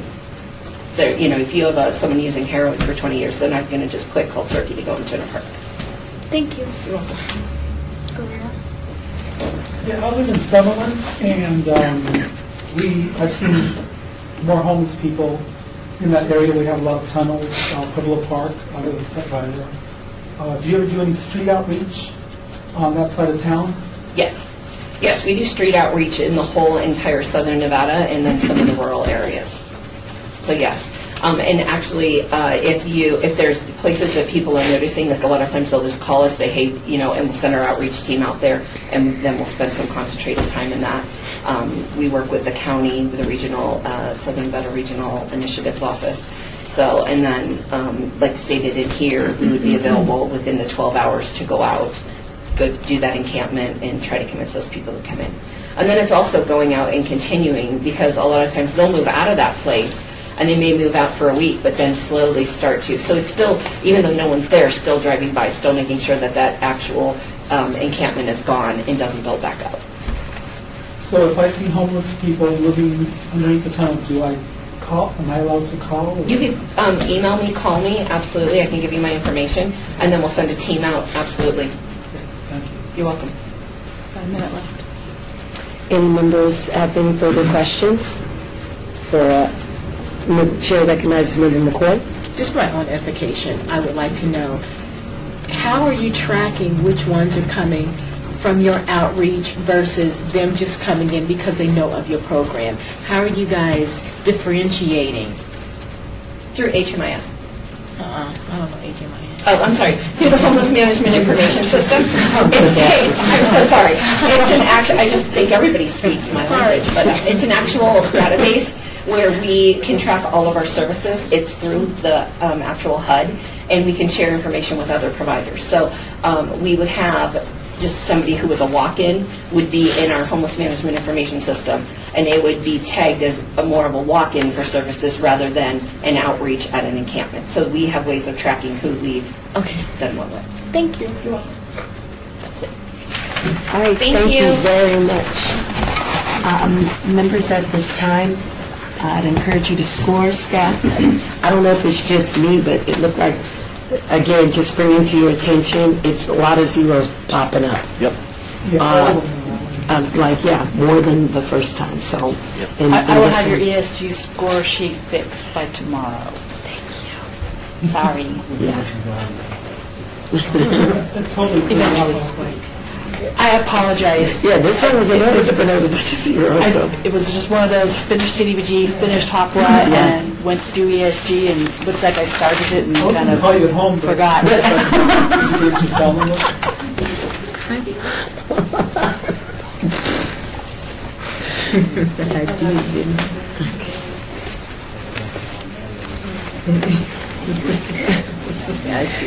Yeah, or stop it. Stop it. No. All righty. Are we ready to go, ladies and gentlemen? No, or yes. Okay. At this time, I'd like to extend an invitation to Salvation Army to come and make their presentation to the board. Thank you.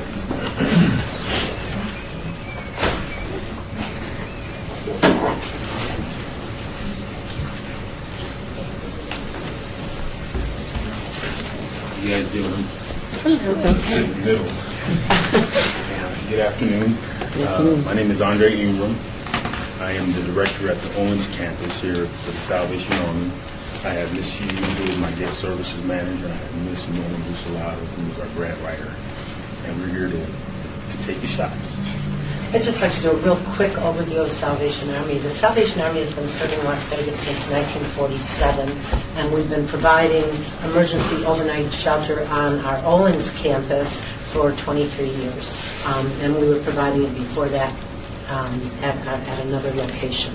I wanted to let you know that the Salvation Army, even though we belong to a national organization, all of your grant money does stay here locally and does serve homeless people here in Las Vegas and Southern Nevada. I also wanted to let you know, sometimes this is a question that's asked and sometimes it isn't. Our administrative expenses are only 6.5%. Our fundraising expenses are 5.5%.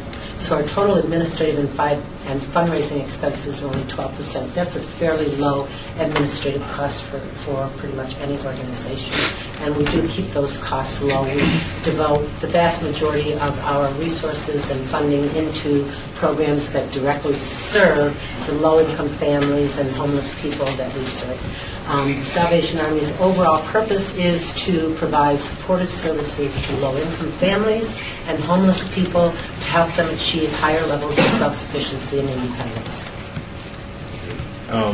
So for the $50,000 grant that we're asking for, it is to support the homeless men. Currently, right now at our Edina facility, we're doing like 8 meals a day. This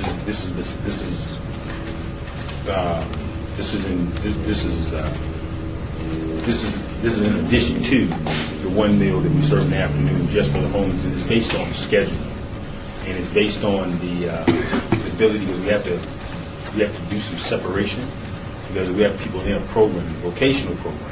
So we have to feed them separately so that they're not enticed by their budget, if I can say it that way. And so we can keep them in a clean program. Because we get a lot of undesirable people that show up on that campus. And we've had a couple of issues. We had to get Metro involved, but we do a good job of keeping them separate, keeping them sustained and going the right way with our culinary program. We now have in the last year or two, Major Lloyd, I'm not sure, we now have a security gate on our Owens campus. So people do have to check in when they come in because we were fighting issues of prostitution and alcohol and drugs on our campuses. So this has helped us to cut that down significantly by having that check-in point. Right. Yeah, they're all breathalyzed. They're all triaged. But you still have those that are refusing to come in the program. They'll come from the Day Resource Center. A lot of them like to sit and we still try to get them in. So really that's the pool that we're pulling from to get them into a vocational program or rehab over at VR. But I have Ms. Hughes here, and she's going to talk more about what they do now. Once again, my name is Lanita Hughes. He just gave you guys my last name. I'm the guest services supervisor on Owens campus. My job is basically I'm over security as well as the Day Resource Center.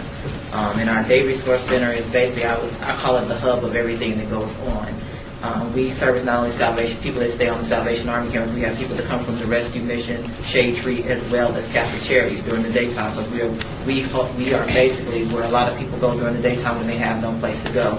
And it's an opportunity for them to be referred to different services. We refer a lot of people to different places for veteran services, food stamps, as well as sometimes we have job leads that we know about. So sometimes people will call us down there and let us know if they have a job. But it's an opportunity for people to come in off the street and not have to basically sit in the elements of the day, whether, like right now, we're in the middle of the winter right now, and we have a lot of people that come during the daytime. Roughly, I would say on a daily basis, we could go up to as many as 250 a day. We're in there. We have one side for women and one side for men, and on a daily basis, in and out, we could probably count them because we do have everybody sign in. We're looking at about 250 people that are coming into into the Day Resource Center.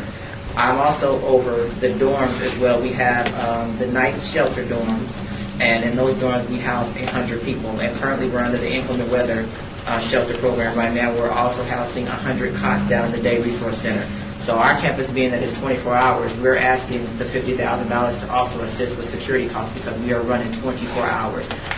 Currently, what we're doing right now, just to kind of give you guys kind of a summary of how it's kind of working, we start check-ins between 7 a.m. to 3 p.m. where people can sign up so to come into our dorms.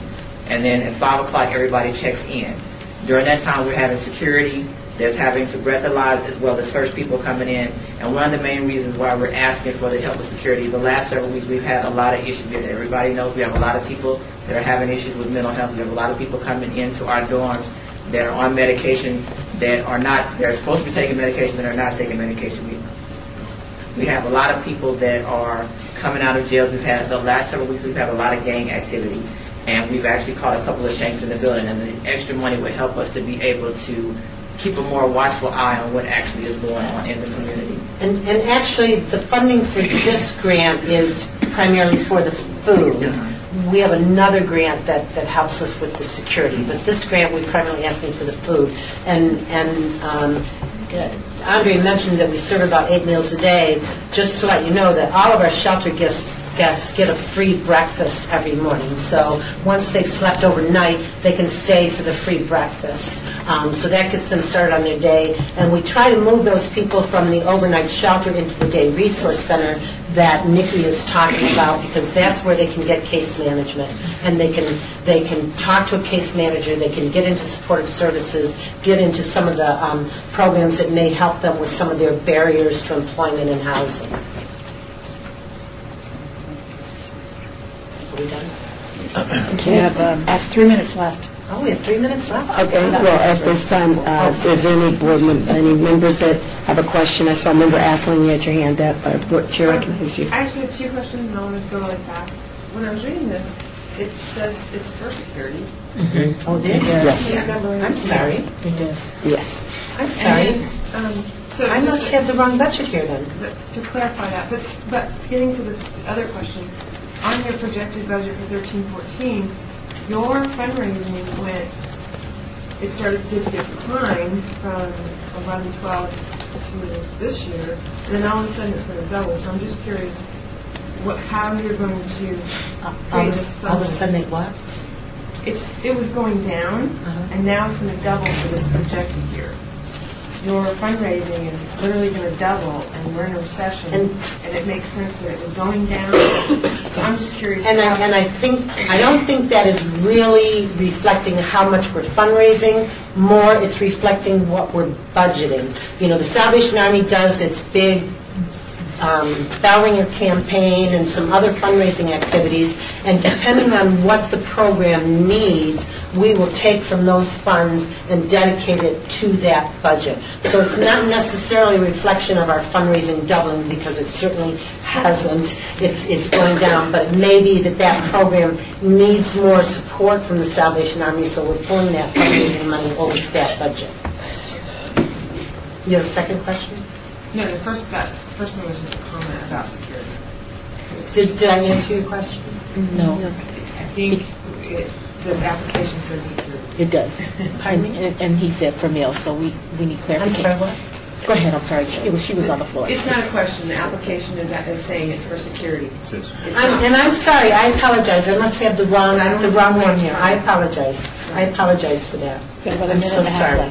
Okay, any other member like that? You know what? Because you know why? Because I'm sitting here and I have the Clark County budget here. That's why. I'm sorry. My mistake. Do you guys also have security cameras? Yes, sir, we do. We have them for the entire campus. We need to upgrade them. That'll be one of the things, one of the initiatives, because we have so many dead spots on that campus, and that's our biggest focal point. That and staffing, especially at the gate. You know, though our officers are able to screen them at the walk-through gate, it's harder for us because of our staffing levels. And this additional grant money will help us staff that position, so that when they come in, we can check the vehicles as well as catch anybody trying to walk through that area. Because that area, we have a camera over the gate, but if somebody were to jump the fence on the side, because there's an apartment building there, they're not going to be seen. If they don't get, my guys will catch them once they come past the Safe Haven building, which also sits there, then they're not going to see them until it's too late. 30 seconds. 30 seconds. And further questions? Member McCoy. There's still ambiguity, though. You proposed this for security, but you talked about meals. So then that's my fault. That no, that was my mistake. That's my fault. I'm sorry. Forget that. It's for security. I had the wrong budget in here. I apologize for that. I made the mistake, not Andre. I made the mistake. In a sense, though, it is for security, primarily for security salaries. That's time. Let me add this. I'm sorry. When I was talking about the meals, we were talking about I'm talking about 200 people 8 times a day. Okay, and that poses the question. I'm only talking about feeding. Okay, she said that we could serve up to 200, but I'm saying that the campus is very, very busy, and with the staffing levels of security, it would be an issue. We're at time. Okay, we're at time. Thank you very much for your presentation. Please score at this time. Staff, can I ask? I know we're trying to get through because we're trying to beat 5 o'clock, but I think the members need a minute 30 to run upstairs and get a beverage or use the facilities, can I make that request at this time? So do I have to call for a brief recess, or? We have one more ESG, and then can you make it one more ESG? I believe so.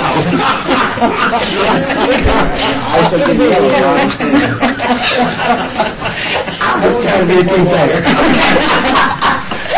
Okay, I do believe that we can hold on for one more. Okay, come on. Staff apologizes. Okay. I know we're trying to meet a timetable, so I'm aware. Okay. One more. Okay.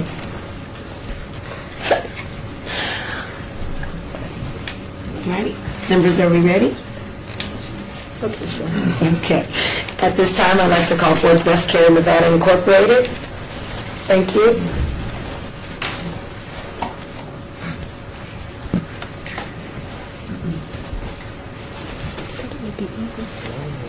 Is West Cary here? Is West Cary here? Guess it's break time.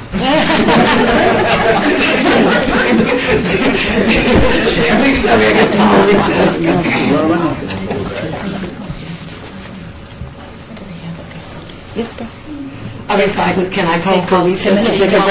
At this time, I'd like to call for a 5-minute recess in order to take care of some housekeeping materials. Hey, Sean, Salvation Army.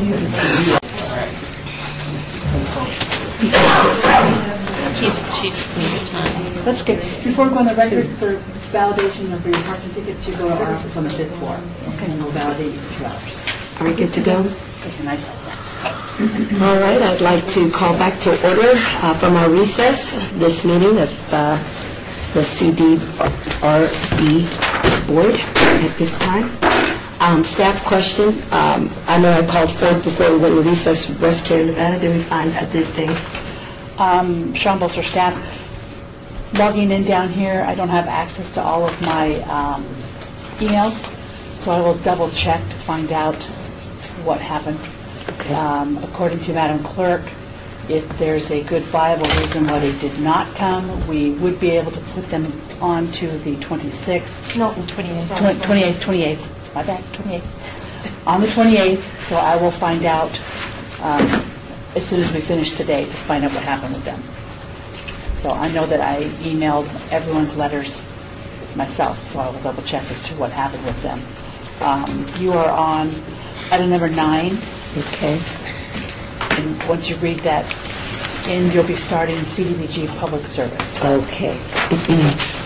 All right, item 9 of the agenda establishes a report on Community Development Block Grant, CDBG, public service applications submitted by Blind Center of Nevada, Incorporated, and the Boys and Girls Club of Las Vegas.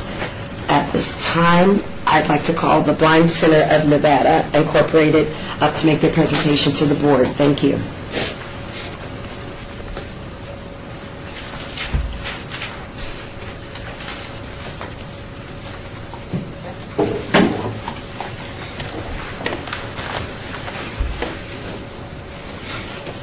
Hello. Hi, good evening. I'm Veronica Wilson. I'm the Executive Director of the Blind Center of Nevada. And I have with me today Linda Wiltberger, who is our grant writer. And the most important person here today is William Stokely, who is one of our members. So what we're applying for this year is $50,000 for Yes I Can. Our blind center is, first of all, for those that don't know, we are the only blind center in the state of Nevada. We've been incorporated in the city of Las Vegas since 1955 and have been serving the blind all that time. Starting in 2000, we created a new board of directors, and since that time, we have been going through a very slow paradigm shift to try to have a more full program that would help a blind person and our main mission statement is to help somebody that's blind or visually impaired to regain their independence, to maintain their independence, regain their self-esteem, and be part of society. So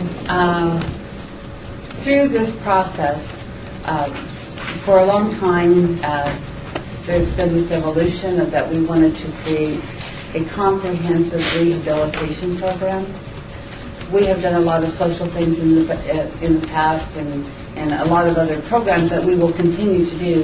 But what we wanted to have was a program where we have professionals teaching people that are blind or visually impaired how to remain independent, how to deal with their blindness, how to deal with their vision loss. Through that, we will be doing a little bit vision evaluation to see what sort of vision they have, if they have any, and what usable vision they have.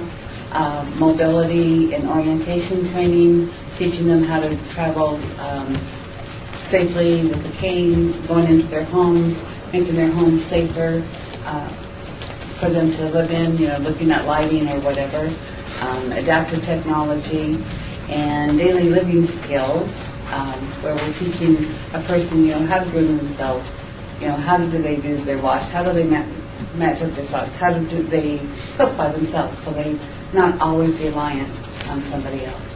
This has been a dream of mine for a long time, and we took the leap of faith, and we're hoping that you'll help us continue. So I'd like to, William is just entering our program, and I wanted you guys to hear what the program has done for William already. Right, I want to stand up. Hello, everybody. I want to say, first of all, you all look great today. Throw that one out there.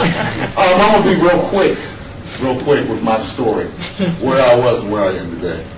I came out here being a big asset to different companies like Nissan and several mortgage companies before I lost my eyesight, before I accumulated this severe glaucoma. Now, you can imagine how low my morale started getting, not being able to be an asset no more, not even able to see this beautiful town no more, The Blind Center came and rescued me, thank God for that, showed me several different things that I can actually do and still be a tax-paying citizen out here and still be an asset, because I love to work. I'm going to start off with Braille. Now, I'm into Braille. I'm running contractions on that to read that. Also working with the JAWS program on the computer to get my way around on that, which is important with my skills. And the most important part of it is the mobility part, being able just to get around. You just can't believe how hard that is. They've been showing me techniques that really does work. I wouldn't wish this on anybody, but it comes in handy. So using a lot more of my brain now and learning more about my senses, it's fun to me. I love it. I love being hope to all the other folks the members at the Blind Center who can't see and their morale is down and self-esteem is down. I'm glad to be a big hope. My sense of humor is still there. It feels good to be an asset. I'm going to take my skills. I'm about to go back to work. I got you. I love to work. That's how important these skills are to me. These skills are very important. Like I said, the mobility is important just to get around. Learning all the ways and the techniques to move around in this city does work. So I just wanted to say the program works. It works for me. I love it. I definitely do. And I want to thank you all for giving me a chance to share my experience with you all. Thank you. Thank you. You're welcome. As you can tell, William's a little shy. And do you have any questions? Okay, members of the board. Member Guerrero is recognized by the chair. I used to pass by your building. Did you guys get a new building? Or are you still at little building over on Bruce? We're still on Bruce, but it's a little deceiving. The original building was a one-story one. Now that big building next to it, the two-story building, that was built in '82. That was the Wine Center also. So, and now we just added, we all went solar, so now the whole front has changed. So we have a total of 24,000 square feet under roof. I used to go by there, and I would always notice it didn't have any windows. Your old building? Yeah, there's a few. Yeah. I complain about that. My office doesn't have a window, so I'm claustrophobic. Thank you. Any other members have any questions for the Wine Center of Nevada Incorporated? No, but I'd just like to make a statement. Member McCoy? I just wanted to say thank you for a great presentation, and I really appreciate, I didn't get the gentleman's name. William, with his shyness to come thank you so much. articulate the story and his journey with us. I Thank you. Thank you so much. I just want to say something real quick. I was sitting back listening to everybody, and this is fun. I wanted to meet you all. So I'm glad to be here. You know what I mean? It's fun to me. And honestly, this program does work. You know, it builds up your self-esteem. It gives you feeling that you can be an asset out here. You know, because when this happens, you feel like you don't have anything no more. You know, that's how I was feeling at first. They came and rescued me. Now you can't keep me quiet. You can't sit me down. I'm dancing. I love it. I love it. I love it. So and he's a singer also. Yeah, I sing professionally. And I want to say it does work. It works. I'm trying to tell you, it works. If you want it, it will work. If you want it. Yeah. And also, just one quick, I know we have just a moment. We are filling a gap, especially in an age group between 22 and 60, that if those people, I hate to say those people, but if someone in that age group is visually impaired or blind and cannot or does not want to go back to work, there are no services in the state, none. So if something happens and they become blind, there's no training, you know. So we get a lot of people coming to us, not knowing, you know, how to do just the basic things, and they're depending on, you know, their neighbors or friends, and hopefully they have somebody that, you know, that's humiliating. So, anyway, thank you very much for doing this. I appreciate it. Thank you very much for coming. Members, at this time, I'd encourage you to vote, or score, excuse me. Use the appropriate terminology.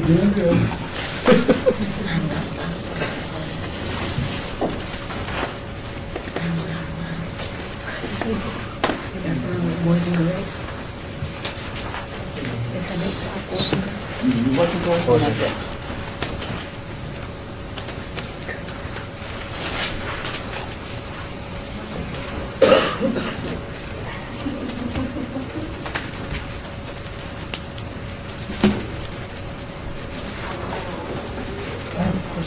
Not loud. No, that'll do right.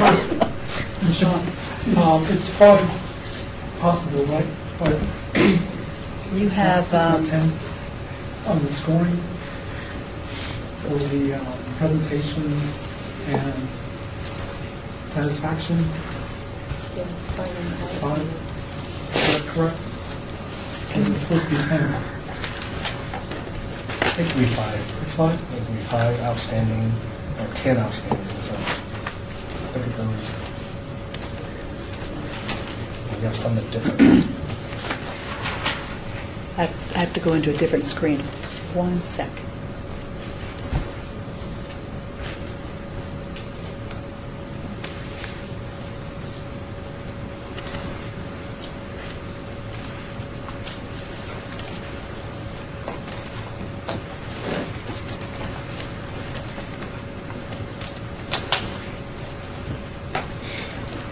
It's 5. Question 12, agency was on time and prepared for presentation is 5. It's 5. And satisfaction is 5. And you also have to go in and do the administrative scoring Yes. too? Yes. Madam Chair, for CDBG, the board has 85 points and staff has 15.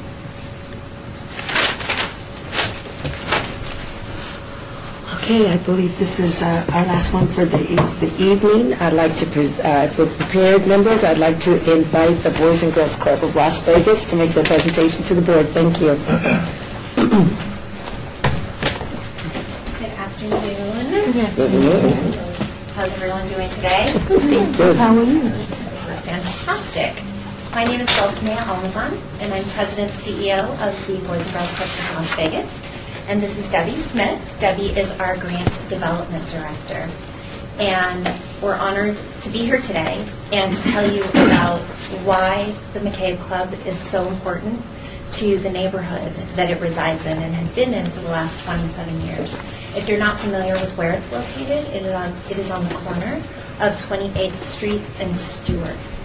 And we, every day, have over 100 boys and girls, age 5 in kindergarten to age 18, seniors in high school, that come to our club for a safe, positive, experiential learning experience.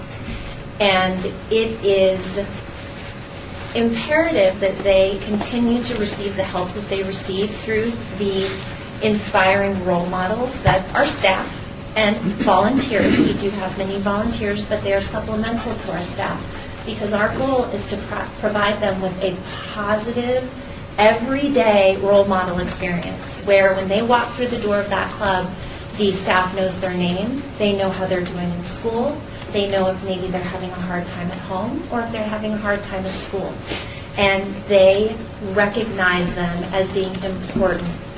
Maybe they had a bad day at school. How can we make your day more positive? So through that, we identify those kids who need additional help to ensure that they're moving grade level to grade level and graduating from high school with a plan for the future. It's about creating those positive relationships with our kids. Every day after school, we have homework help. So over 100 kids every day at the McCabe Club get their homework done in that first hour that they're there. And then we have them, we feed them. But 80%, it is through the CACFP program, but through that, 80% of our kids, that is their dinner for the evening. So thankfully, we have the ability to provide them with dinner, but then we go into another couple of program hours where we provide graduation assistance, we help them with SAT prep, we help them with financial literacy programs. We have healthy habits programs where we know that if kids are healthy, they will do better in school and they will continue down the path of success. We have resistance programs where we teach them about potential risky behaviors that are going to deter them from that path to success. And then we also provide them with the skills that they need in order to be great members of the community, so that when they do graduate from high school with the plan for the future, they have the ability to go out there and be productive, responsible, caring citizens that can give back. And my philosophy, and every young person that I speak with, I say, you give a little, you get back so much more. So we're starting them at a young age, and whether it's helping the younger kids with their homework or maybe raising dollars for another nonprofit who is in need. But it's teaching them to give a little so that they can get back so much more. So through that, we appreciate past investments that the city has made in our clubhouses, and we appreciate the consideration of helping our McCabe Club. Any board member have any questions for the Boys and Girls Club of Las Vegas? Member Guerrero is recognized by the chair. Yeah, I drive in that area a lot. Maybe it's still that same building on Stewart and what is it, 28th Street? Stewart and 28th Street. It was built in the 60s. It became a Boys and Girls Club in 1986. And we are in process of repainting the outside to make it a bright, vibrant blue, because it does have bars on the window. So because we have to obviously protect our kids, and it is in a rough neighborhood. But I will give you in about 2 months, it will be a beautiful, bright, vibrant blue, and we'll just create an amazing impact on that corner. But yes, we are still in that building. I have one question. A lot of the apartments around there were condemned. Yes. Have they started filling up with tenants, or are they still in the There- same condition? There are still two, I believe the two just going towards Mojave. Are one I know for sure is condemned. There are not any, at least not any paying tenants. Sometimes we do have to reach out to Metro to make sure that it's safe and that there aren't any people that shouldn't be in there. But overall, they've been wonderful in working with us and making sure that it is safe next to. But we are all fenced in, so our kids, once they walk through the door, they are within a gated area. Thank you. Member Hartley? Yes, thank you. I have a question on your fundraising, or excuse me, your 3-year funding history. Your projected state funding for 2013 has almost doubled from Projected. last year. In 2012, you got $258,000 in change, and you have projected that you will receive $770,000. Yes, and that actually reflects our decision on the food program. Previously, so through the CACFP program, the Child and Adults Food Program through the state, we had previously just been receiving the food, and the Culinary Training Academy had just been providing us with the food, and they were handling all of the administration of the food, paperwork, etc. We decided as an organization as a whole, because 6 of our clubhouses qualify for the CACFP program, which means that 51% or more of the members who come to our club are on free or reduced lunch at the schools nearby. So we decided to make a business decision to take on the administration of the entire program. So now we receive the money from the state, but then we pay out to Freeze Fire for the cost of the food itself. So it's really only about a $45,000 increase to the revenue side, because we're receiving the dollars and then paying it right back out. Okay.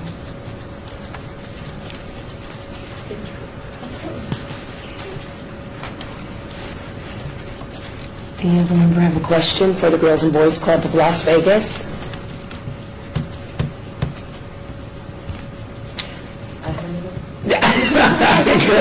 I'll pass on, I've got another one. Question 17, 18, and 19 in your application. Under source of cash match, you didn't put any figures in, and you stated it was not available. 18, on your proposed budget change, whether it's increased or not, you put down not available. And under describe your in-kind contributions, you put down not available. Could you kind of explain a little bit of that? Well, I think on number 18, it was NA, it probably should, it says if not, state NA. Has your proposed budget changed, either increased or decreased by 25, so it is NA. And let's see.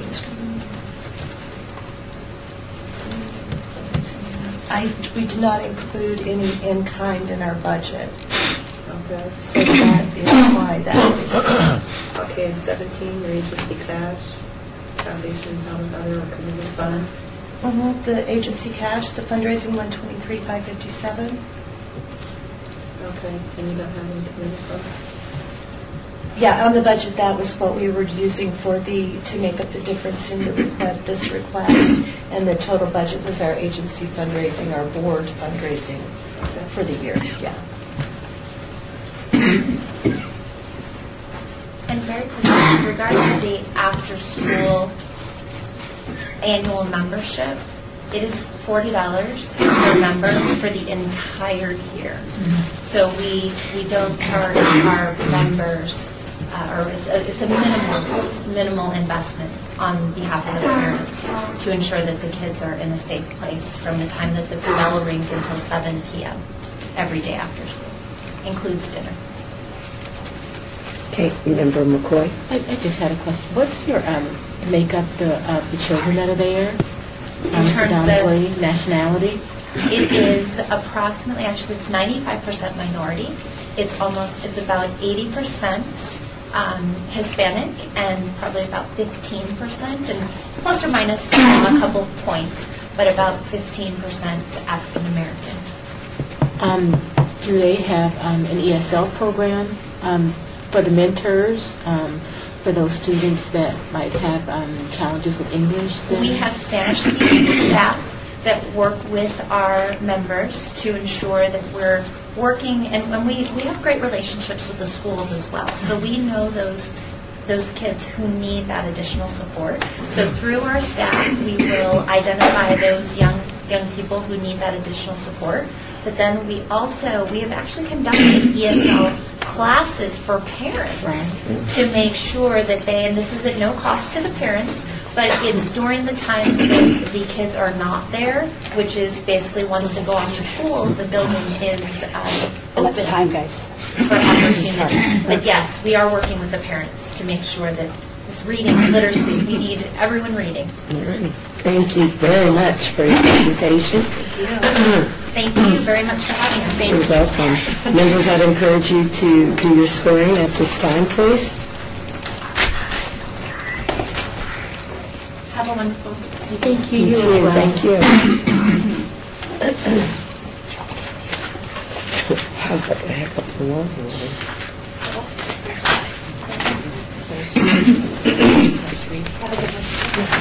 Madam Chair?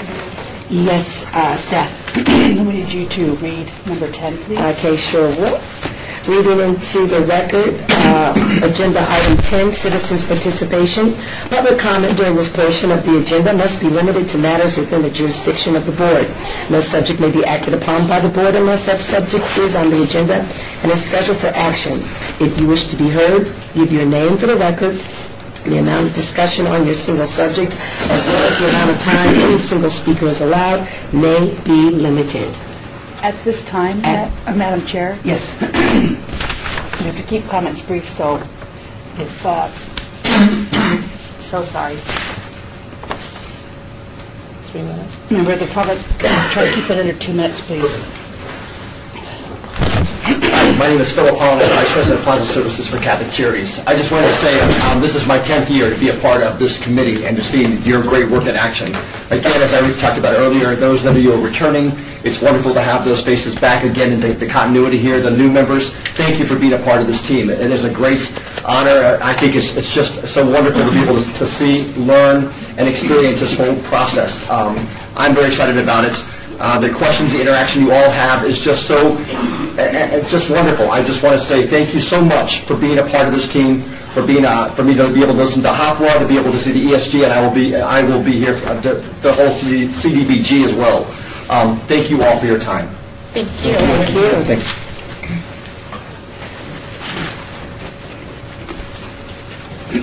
Is there any more guests that'd like to make public comment at this time? Is that the appropriate way to think?